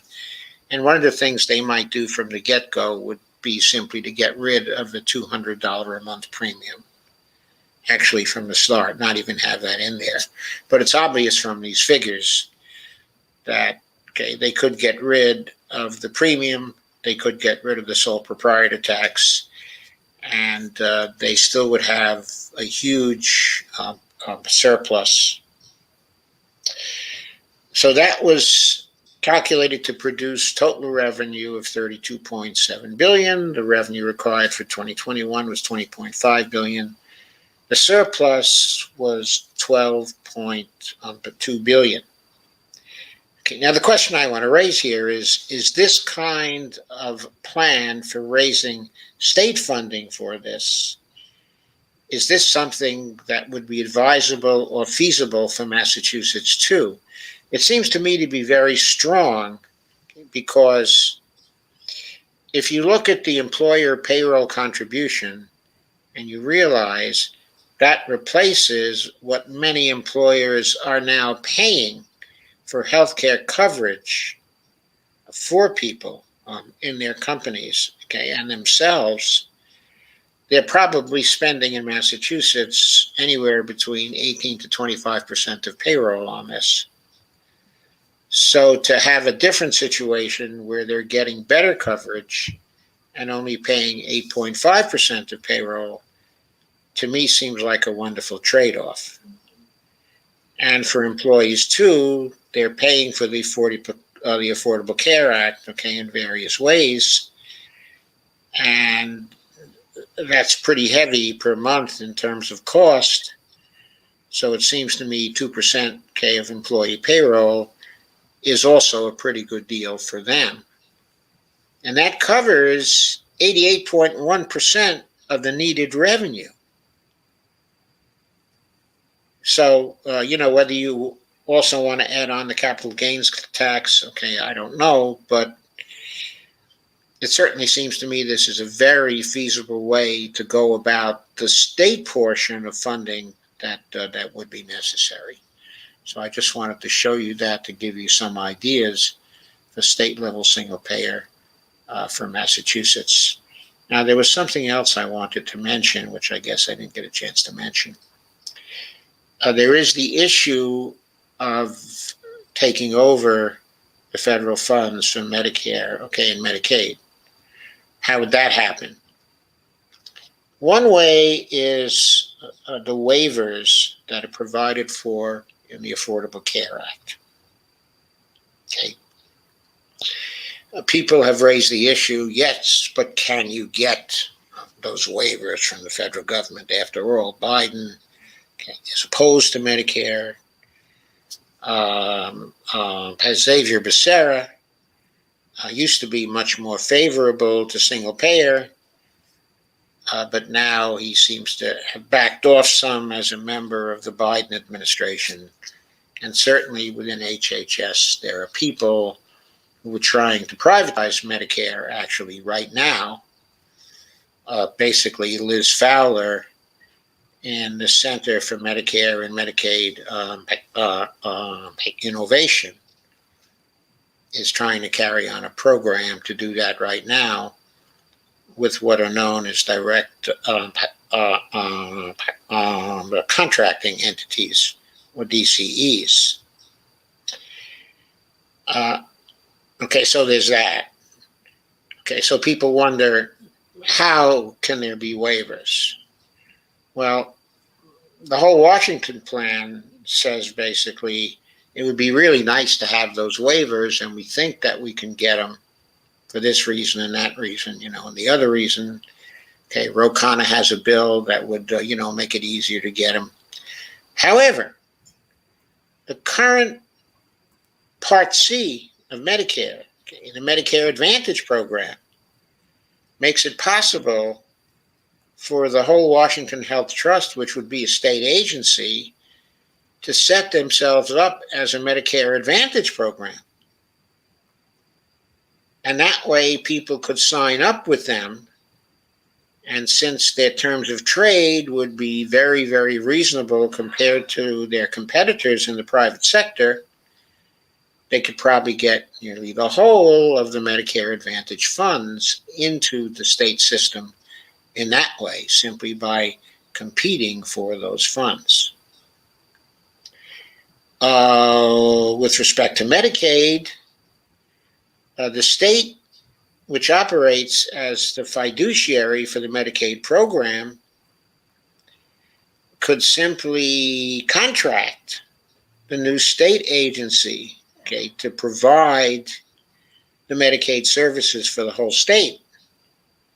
And that way, the federal funds, okay, for Medicaid could be basically transferred to the state program. So that really ensures that critical parts of the $46.7 billion would be transferred to the state agency if some other state had a similar plan to the whole Washington Health Trust plan. Okay, so anyway, I wanted you to hear that, okay, and to consider those kinds of the considerations. I'm going to stop the screen now, okay, and allow you to comment. Sure. So I definitely don't have the level of granularity of numbers in front of me to get into all of the detail that you got there. What I can say is that at least on the numbers for the tax system for how this will be done in Massachusetts, the two bills that are in committee in the Massachusetts legislature, which are, I believe it's House Bill 1267 and Senate Bill 766. Those have a similar sort of pay structure in terms of the taxes for how that's going to be done. But I want to say it's for payroll tax, it's 10% split between the employer and the employee. I believe it's 7.5 employer to 2.5 employee. There's a self-employed payroll tax of 10% to address the self-employed folks. There's something that's similar to I think what you had there on capital gains, where they talk about it as an unearned income tax of 10%. So the numbers look, at least to my eye, look very similar to the ways that Massachusetts is looking to fund this. Have they got the same sort of plan, though, for capturing federal sources of funds for use by the state? I need to look into that more. I believe that there is a similar structure, but I can't speak to that directly. Okay, because that would be very, very important. That's 69.5% after savings that would be covered from those federal and related sources. Yeah, no, it's a big percentage for sure, and I know that they address it. I just don't have in front of me in what way they address it and how close it hews to what Washington State is, what whole Washington is has in mind. Okay, so I wanted you to see that, and just to know. Yeah, I appreciate that. That's some good granular. Is there? Some good granular detail for sure. I appreciate that. Okay. But Lisa, you have any comments at this point? I have a question because it hit me like a ton of bricks. With all of the fishing industry that you have in your district, obviously, Terrence, what could be done for the fishing industry outside of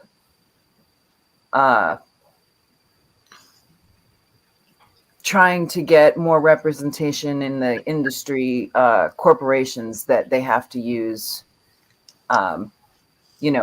They have to sell their product to, and be governed by the fishing that happens, that's more of commercial fishing versus the boats that are everybody, well, at least I very into the fishing industry. We lived out in Seattle. There were farm pens and all that kind of stuff. So anyhow, in that sense, I know that there have been changes to the fishing industry that make even what they can catch more difficult nowadays in certain fishing industries.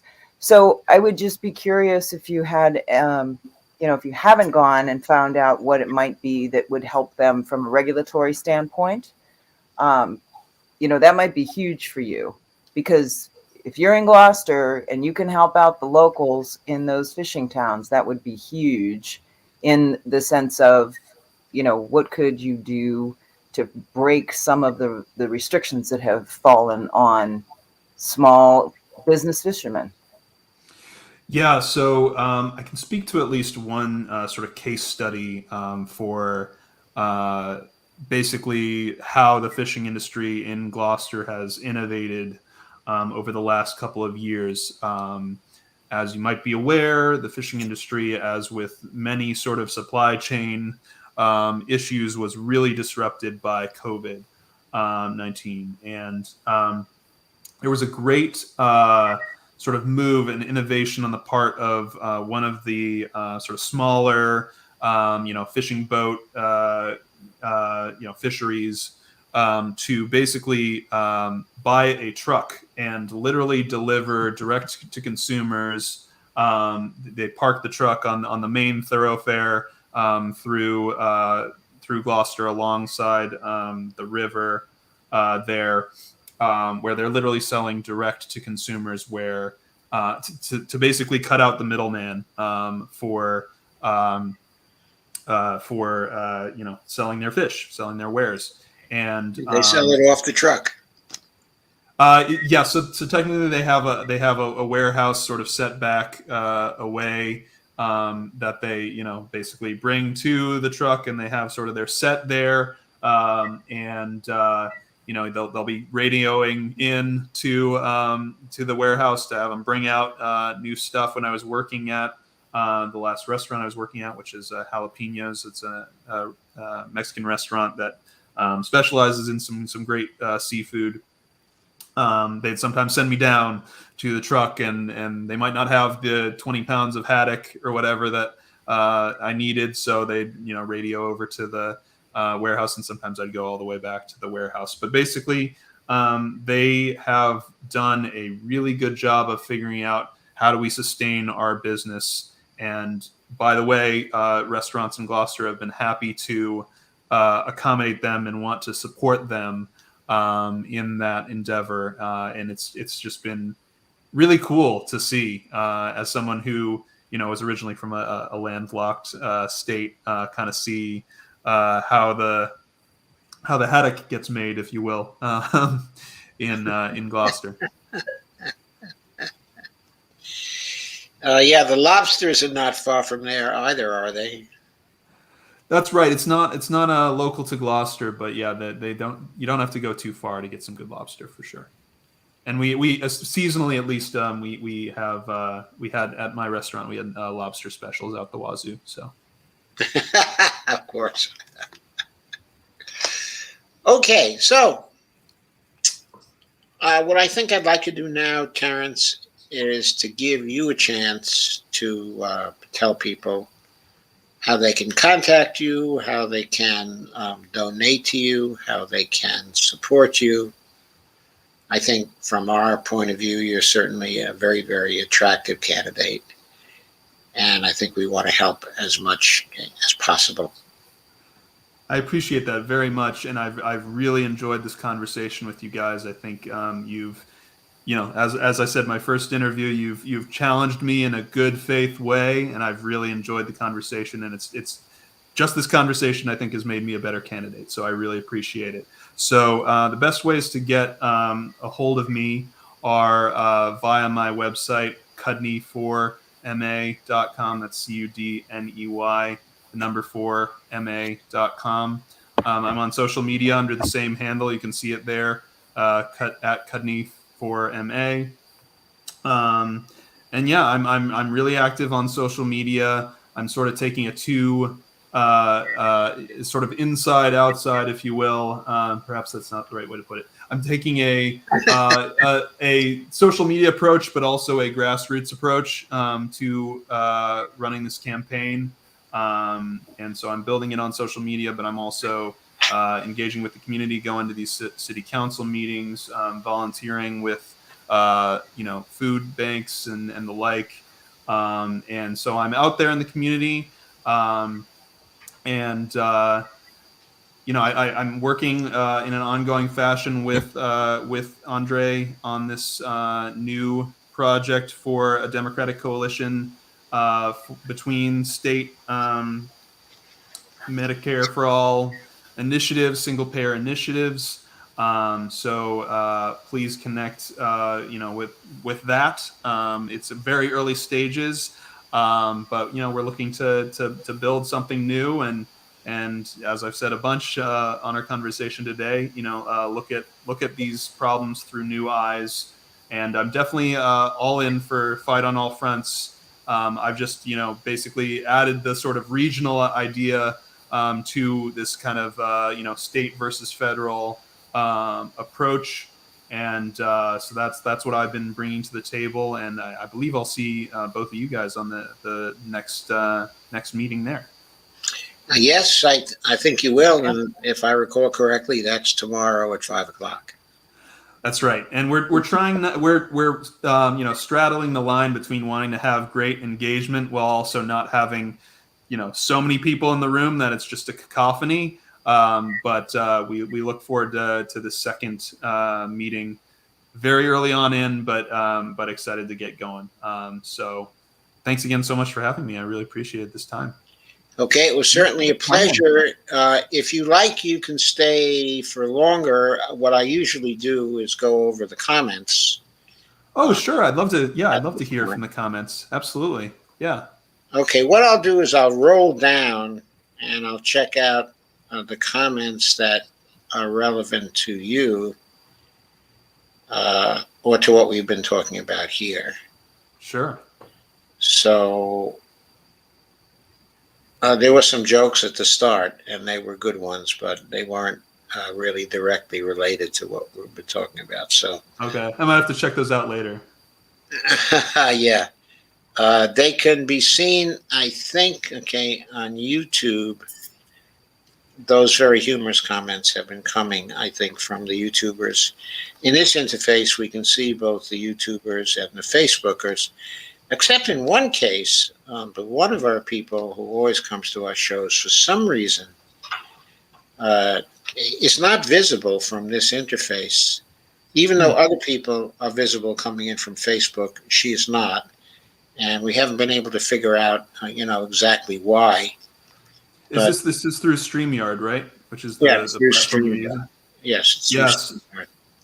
So I'm always interested in solving the bugs, right? That's what I did when I was a software product manager. So I'm curious about how things fall through the cracks. So maybe I need to look at the. Yeah, well, I have no inkling why this is falling through the cracks because, for example, Laura is not having any problem with her comments actually showing up here today.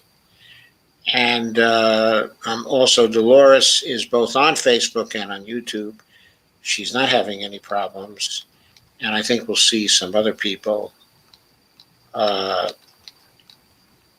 will be coming in. And let's see.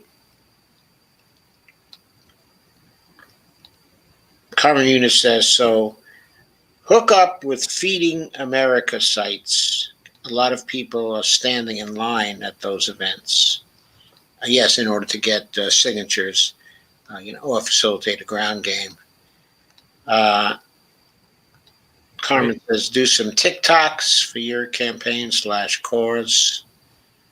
So I'm basically like on the sort of elder millennial side of the millennial generation, if you will. TikTok is one that's going to be a little bit of a challenge for me. It's a platform that I just can't get my head around, but I'm going to try. So I'll take that on board for sure. Yeah, Carmen is also, I think, somewhere around a similar age to yourself, but I guess she has mastered TikTok. Amazing. Anyway, she also says, like in Georgia, you got to go into the hoods and get down with the people. And she also says that you're cute, charismatic. People like that. There we go. Amazing. And Lana says, Carmen, I didn't see a place in YouTube to make comments on Bernie's presentation, but good for you. And there's some discussion in here because there was a big MMT discussion going on today that I was trying to get organized to contribute to, but I never quite did. I was going to throw in a tweet storm for that one. Anyway, Carmen said, Lana, I go to Facebook sporadically for sharing and such, but I just got out of FB jail a couple of days ago after a 30-day stint. Carmen says, you can have a lot of fish fries with hush puppies to spread your campaign, Terrence. There we go. Love it.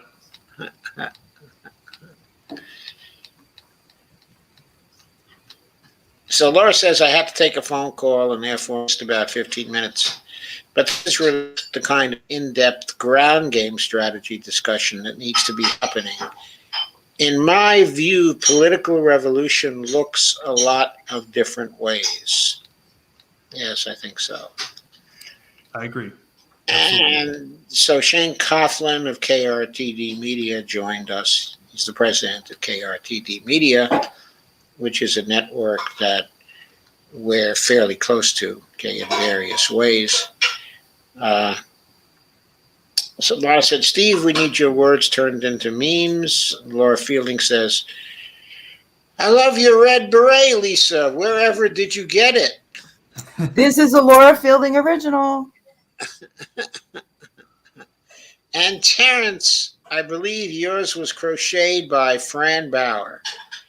Yeah, that's amazing. So I wanted to. I was wondering about that. I never knew who was the crafter of my beret. We think this is a Fran Bauer original. Oh yeah, I'd know it anywhere. Okay, amazing. Yes, but Fran Bauer also goes on Twitter as Fran Sylvia's daughter. Okay. At Vote No GMO. Vote No GMO. Right. Okay. Vote No GMO is right. I want to reach out to Fran and thank them personally for the beret. That's amazing to hear who was the actual craftivist behind this one. Yeah, I appreciate that. I've been wondering. I've been like, I have no idea. It didn't say who came up with who made this one. But yeah, that's awesome. So Carmen asks, besides fishing, what other resource is in your area that you can boost up? Because fish is full of plastic now. So always have a plan B. Yeah. So I guess, in my district, we do have a significant, though I'd say, kind of spread out kind of farming community. We have hay farming. We have fruit and berry farming. We have some cattle and milk production. But yeah, it's a bit spread out. Like I say, it's a rural district, and as far as the state is concerned, it's not a huge part of the economy, but it deserves more attention, I think, for sure. And the current state senator that I'm running against is from Gloucester, I believe, so he focuses deeply on the fisheries, and has a strong base there. But agriculture, non-aquatic agriculture, if you will, or aquaculture, deserves some love in my district for sure. Okay, and then Lana says, I've already followed Terrence, and she asks, when is the primary and the election? Right, so I actually need to familiarize myself with the dates. I can start gathering signatures. I actually got in pretty early because I know this is a name recognition election. As I've said, I'm running against someone who's been in office for a long time. So I can start gathering signatures, I'm told, by the Secretary of State's office in early February. The primary, I believe, is going to be mid-year at some point. I can Google that really quickly for you if you'd like, because I think it is important for me to know for sure. So let me see really quick here.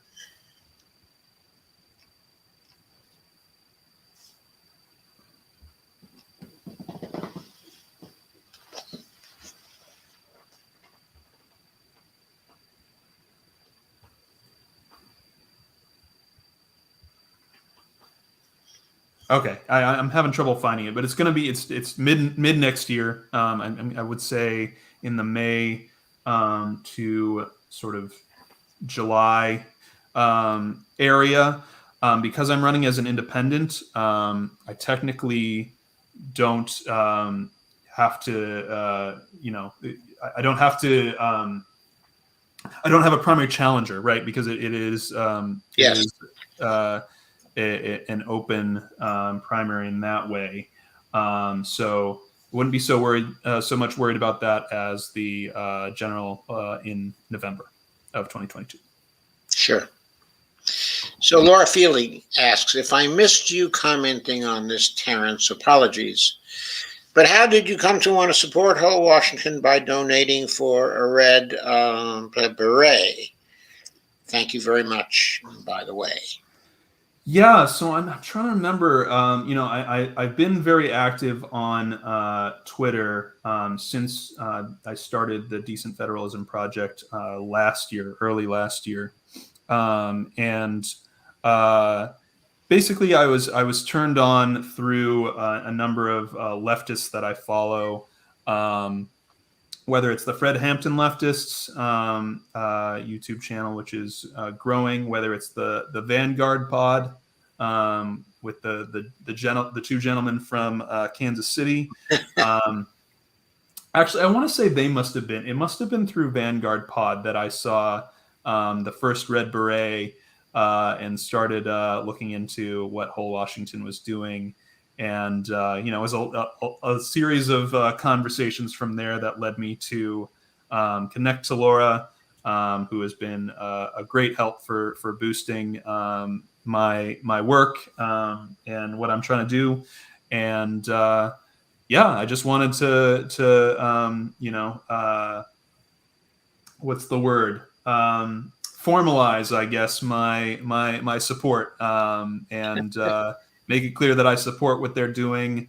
I think as far as I can tell, and you showed a nice presentation earlier on, the actual plan for implementing a single payer system in Washington is probably the gold standard as far as the actual legislation goes for single payer. And there's a lot that our legislation here in Massachusetts shares with that. So I'm a fan. I'm a whole Washington fan. I've been sold for sure. I want to say it was the Vanguard guys that got me on. The Vanguard guys. Gavin and Zach, right? That's right. And Fran Bauer says, thanks for the mention, Laura. Yes, I did crochet Terrence's beret. and she'll do Amazing. arts for you as well. Thank you very much, Fran. I very much appreciate it. And I'm still trying to get, like I said early on, get around the fashion, how I'm supposed to wear it.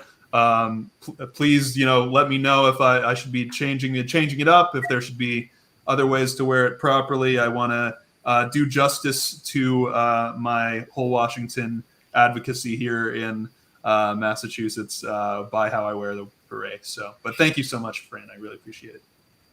And Laura Fielding says he looks great in it. And I agree, Terrence, you do look great in it. Oh, I agree too. It's always awesome to see new people in their berets. Yeah. And it's really cool how they've spread, the advocacy throughout the country. I mean, this is a symbol, right? And a symbol can go much further than words, I guess, is at least one way to put it. Yes. But by the way, are you familiar with complex adaptive systems theory? Sounds vaguely familiar, but I'm having trouble coming up with a good description for it. How would you go about talking about it? Okay, well, I don't want to go through the whole description of it, but the basic point is that one thing that's very important, okay, in groups of agents, okay, and everything is an agent in complex adaptive systems theory. Yeah. One way in which agents organize, okay, into collectives, okay, the critical way is through tags, which are used by the agents to identify each other, okay, and themselves. And in the context of complex adaptive systems theory, the red beret is a tag around which people can self-organize. And you're a good example of somebody self-organizing around that particular tag. Actually, this is kind of interesting. I love that complex adaptive theory. Okay, yeah, I need to look into that more. I have done work with information theory in a previous startup. We built conversational artificial intelligence summarization for text, and we leveraged some information theory. So that feels at least peripherally tied to work that I've done in the past with the software. Okay, so I have your email. So I'll send you an excerpt of something I wrote that has a short summary of some of the basic ideas of complex adaptive systems theory. Please do. I clearly need to get more Dr. Firestone literature under my belt, I think. Oh, well, maybe not. Oh, careful what you wish for, Terrence. I'm a much better consumer of papers, I'd say, than books. I've spent a lot of time in education, and nonfiction and papers in particular, and news content is the stuff that I can just consume. Whereas I think academia, to a certain extent, turned me off of the reading a full book cover to cover. So I love to read papers and the like. That's how I kind of keep a finger on the pulse. Carmen says, yes, I'm 40, but love young stuff like TikTok. Amazing. Okay, I need to get myself a TikTok account. Clearly, that's what I need to do next. And so Lana says, thumbs up or down on clam strips. This Mayflower descendant and Jersey girl loves clams. I guess especially fried clams, Lana, right? Yeah. I mean, those clam strips are fried, aren't they? Yeah, I can get around some fried clams for sure. Yeah, so can I. I used to, long time ago, there was a Howard Johnson's in the Bronx, and we used to go over there to eat fried clams. Yeah, and I should say it's kind of funny. There's some kismet in how I ended up in Massachusetts. I like I said, I grew up in Colorado. Not an ocean in sight. But as it turns out, my mom is grew up in Boxford, Massachusetts, and my dad grew up in Yonkers, New York. And so the notion that I'd grow up and move to a district that actually includes where my mom lives and decide to run for office is some crazy kismet. And part of that is, I think, to be honest, it's just in my DNA to be near the water. I love the water, so it worked out. I guess it did. And Laura says, Fran Bauer, Terrence is rocking your lovely work. Indeed. Ghost Art says, Firestone / Theobald 2024, charisma. Ooh. In 2024, I'm afraid I would be 85, Nobody cares, Joe. which is probably a That's little good. too old to run for the presidency. That's close to where Biden will be in 2024, right? He will be probably 2 years younger than that. Yes. Oh, okay. All Three. right. On the other hand, he will have all those Secret Service people and hundreds of other people to carry him around everywhere. Okay. But as a challenger, I would not. I would have to experience the full rigors of a national campaign for the presidency. There we go. Yeah, you don't have his resources, unfortunately. It sounds like. I don't have his resources, nor do I have any private resources to make up for it. Carmen says, love the craftivists. Woohoo. And Lana says, don't get me started on clams. Laugh out loud, laugh out loud, laugh out loud. Carmen says, boost houseboats for the homeless. There you go. 2 birds, 1 stone. Please let us not kill birds with stones anymore here. And Carmen says, thanks for your feedback, T. And Lana says, I want to be happy as a clam. Who started the rumor that clams are happy? Laugh out loud.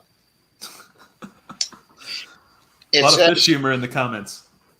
So Lana says it will be good to have the primary dates for people who come behind to watch this later.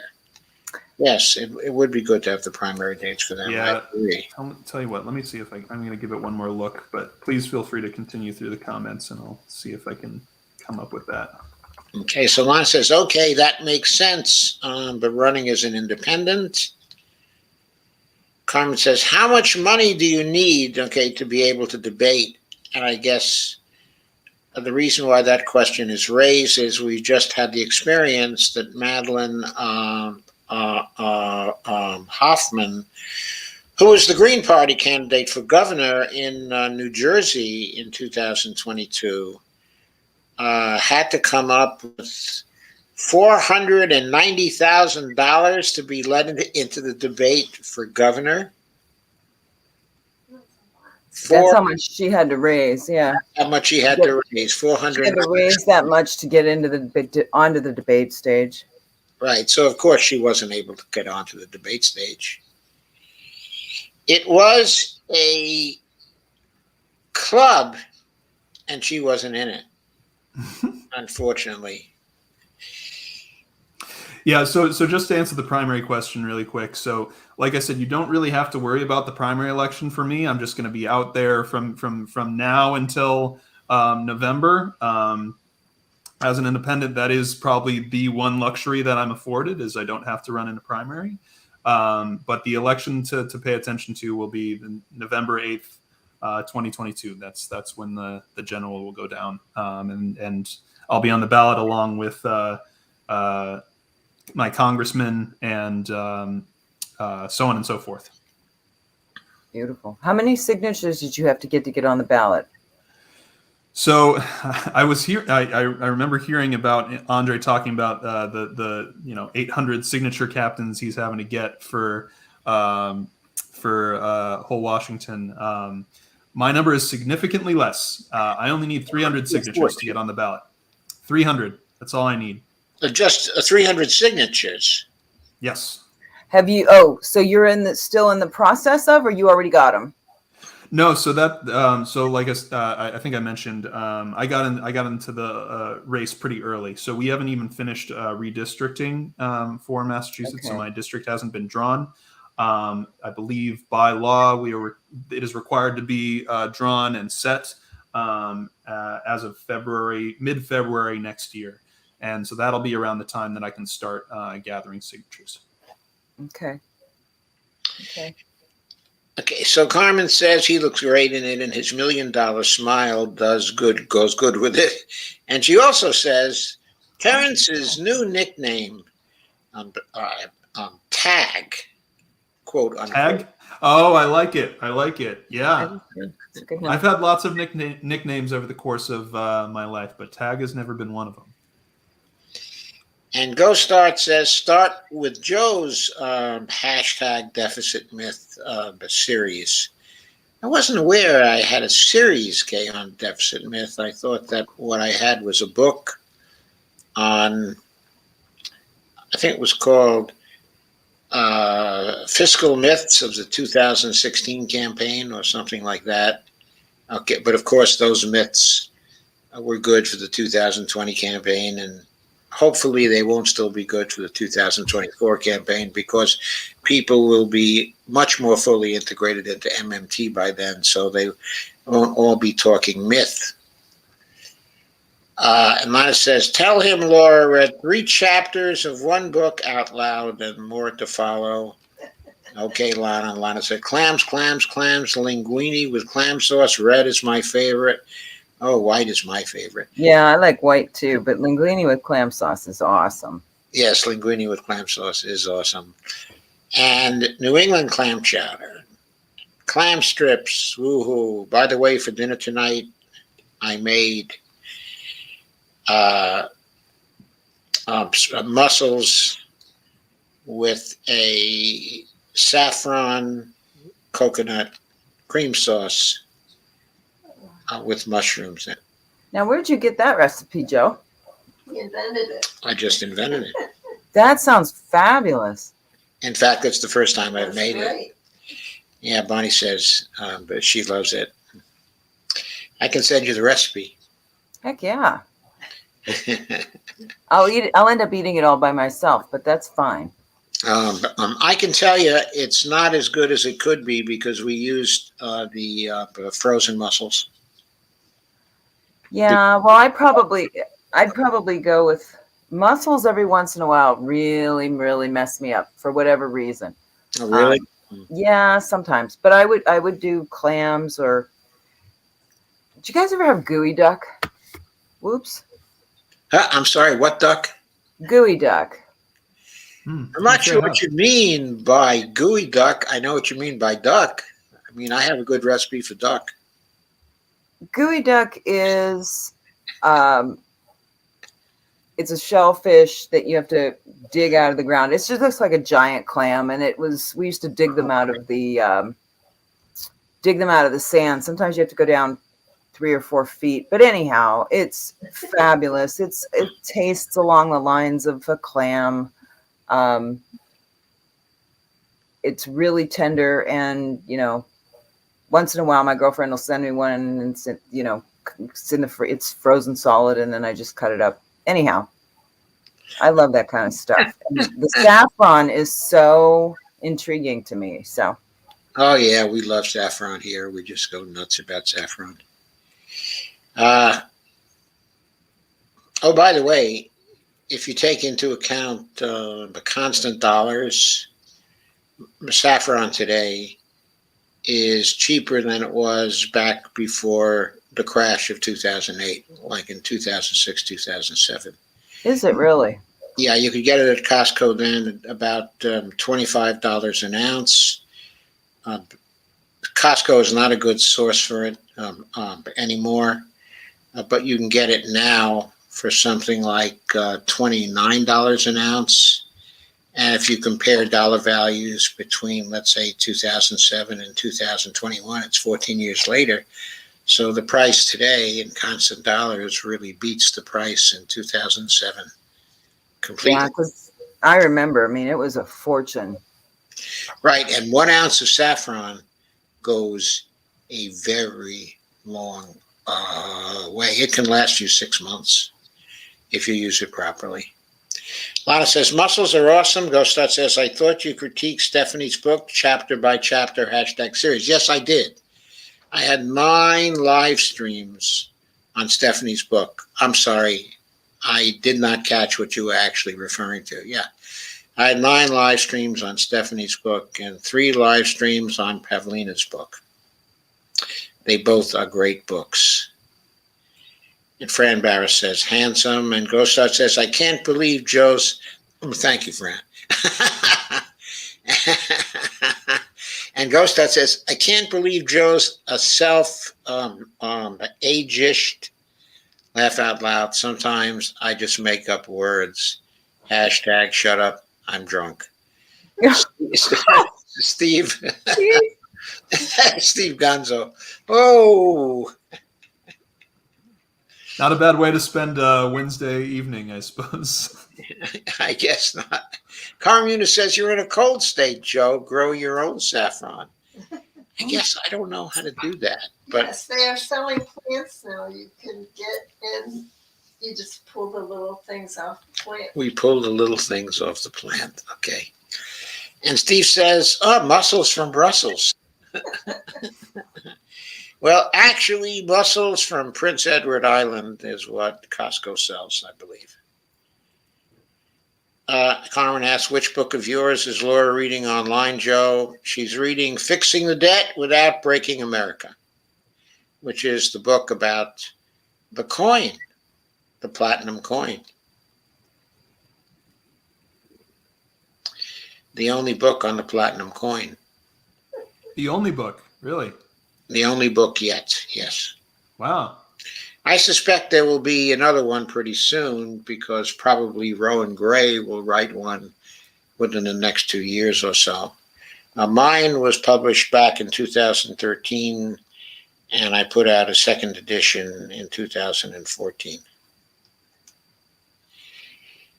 So I think we've come to the end of the comments and to the end of a very pleasant evening. Thank you both for coming. Thank you so much. I really appreciate talking with you guys, and hopefully we can do something like this again. All right. I hope we have a very nice conversation tomorrow as well. Oh, yes, of I course. don't know how many others will be there, but I am looking forward to that conversation. For Yeah, sure. I'll Terrence, definitely see it you was guys. great to go through all of your page. Thank you so much for being with us. And come February, in that cold winter, it sounds like maybe you might need some, I don't know, help gathering signatures. Maybe we can help you get that going too. Hey, I'll take any help I can get. I'm on my own out here. I don't have a massive operation. I'm running as a grassroots candidate. Not interested in taking any corporate money, any PAC money. So all grassroots over here. So I'll take all the help I can get. Okay, we'll have to think about And it. probably you'll need all the help you can get too. When Yes, does it that start getting bitter cold? It's been really wacky this fall. You'd usually think we'd start to see more cold weather by now, but it was a high of 66 today. We've had a lot of false falls, I'd say, that come back to new summers in the middle of September, October. But it has to start at some point, right? I mean, climate change can't have changed the weather that dramatically in Massachusetts from last year. Can it? Maybe, I don't know.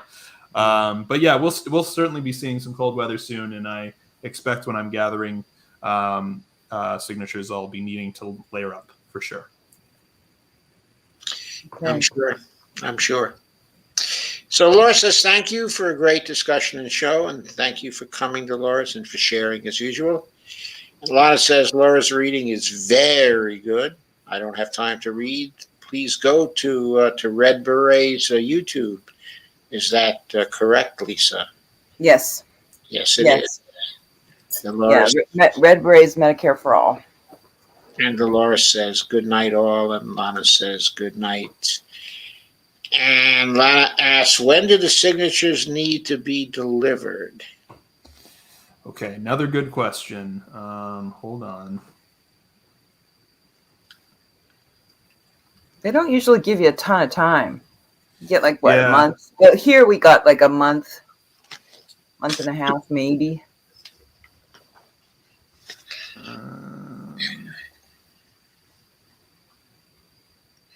My God, a month and a half? Is that all you have in Washington, Lisa?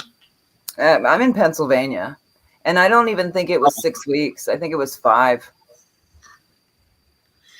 So we're talking Pennsylvania now. Yeah, I'm in Pennsylvania now. Yeah. Well, I know you're in Pennsylvania now. You're in Pittsburgh, but I thought when you were mentioning a time, you were talking Washington. How long is the signature period for whole Washington?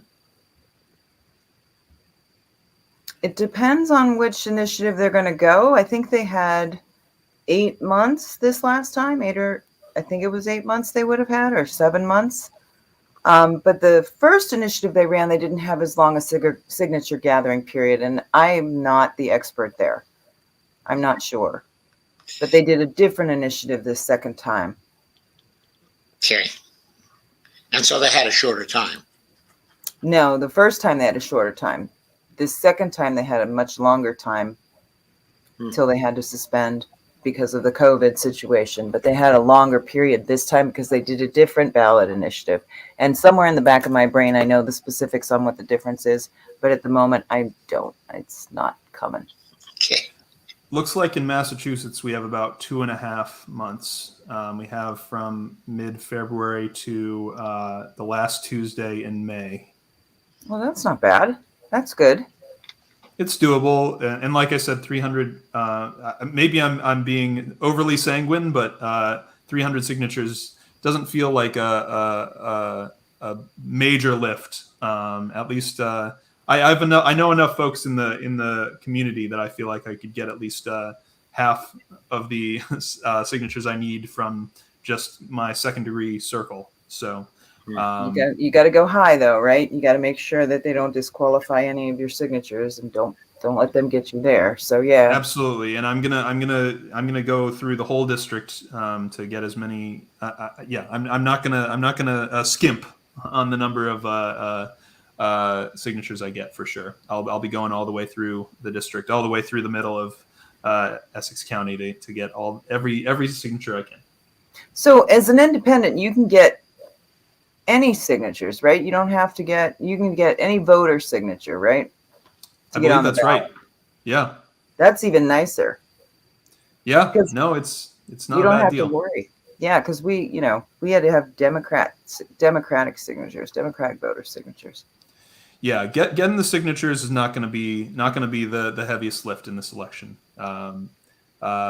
Beating I said so many times at this point, but it bears repeating. I think a 28-year incumbent, that's going to be the heavy lift for sure. Getting on the ballot is enough, but winning the election is the struggle for sure. For sure, yeah, for sure. Just getting people to know your name is going to be difficult. So Carmen says, great questions again tonight, Lisa. Thanks for coming again. Come back soon. Tag. At night all. Hugs, Bonnie and Joe. Steve Gonzo says, I'd settle for a zirconium coin. Carmen Eunice says, chocolate coins rule. Ghostot says, chocolate mint. Atlanta says, theoretically, I could help. Would have to roll in with vacay time. Wow. So Lana's proposing to come from the state of Minnesota to help you during vacation time. That's quite wow. The gear. She'll have the winter gear anyway. Yeah. I think Minnesota winters are a bit worse than Massachusetts winters, so she might really appreciate the change in temperature. We'd love to have her. Yeah, Minnesota winters are worse than Massachusetts winters. I've experienced one Massachusetts winter, and I never experienced a Minnesota winter, but I went there a couple of times right in the middle of winter in January. My God, I never felt anything like it. It was so cold. I couldn't believe it. Was it like that in Buffalo? No, it was much colder than Buffalo. There was no comparison to Buffalo. I mean, Minnesota and Buffalo, there's no comparison whatsoever. And there's not even a comparison between East Lansing, Michigan, and Minnesota. East Lansing is pretty cold, but it ain't as cold as Minnesota. No way. And okay, I guess that does it. I think that does it for tonight. Pleasure, guys. Okay. Okay, so Thank you good so night. much, you two. Okay, and thank You're you. welcome. Bye. Bye.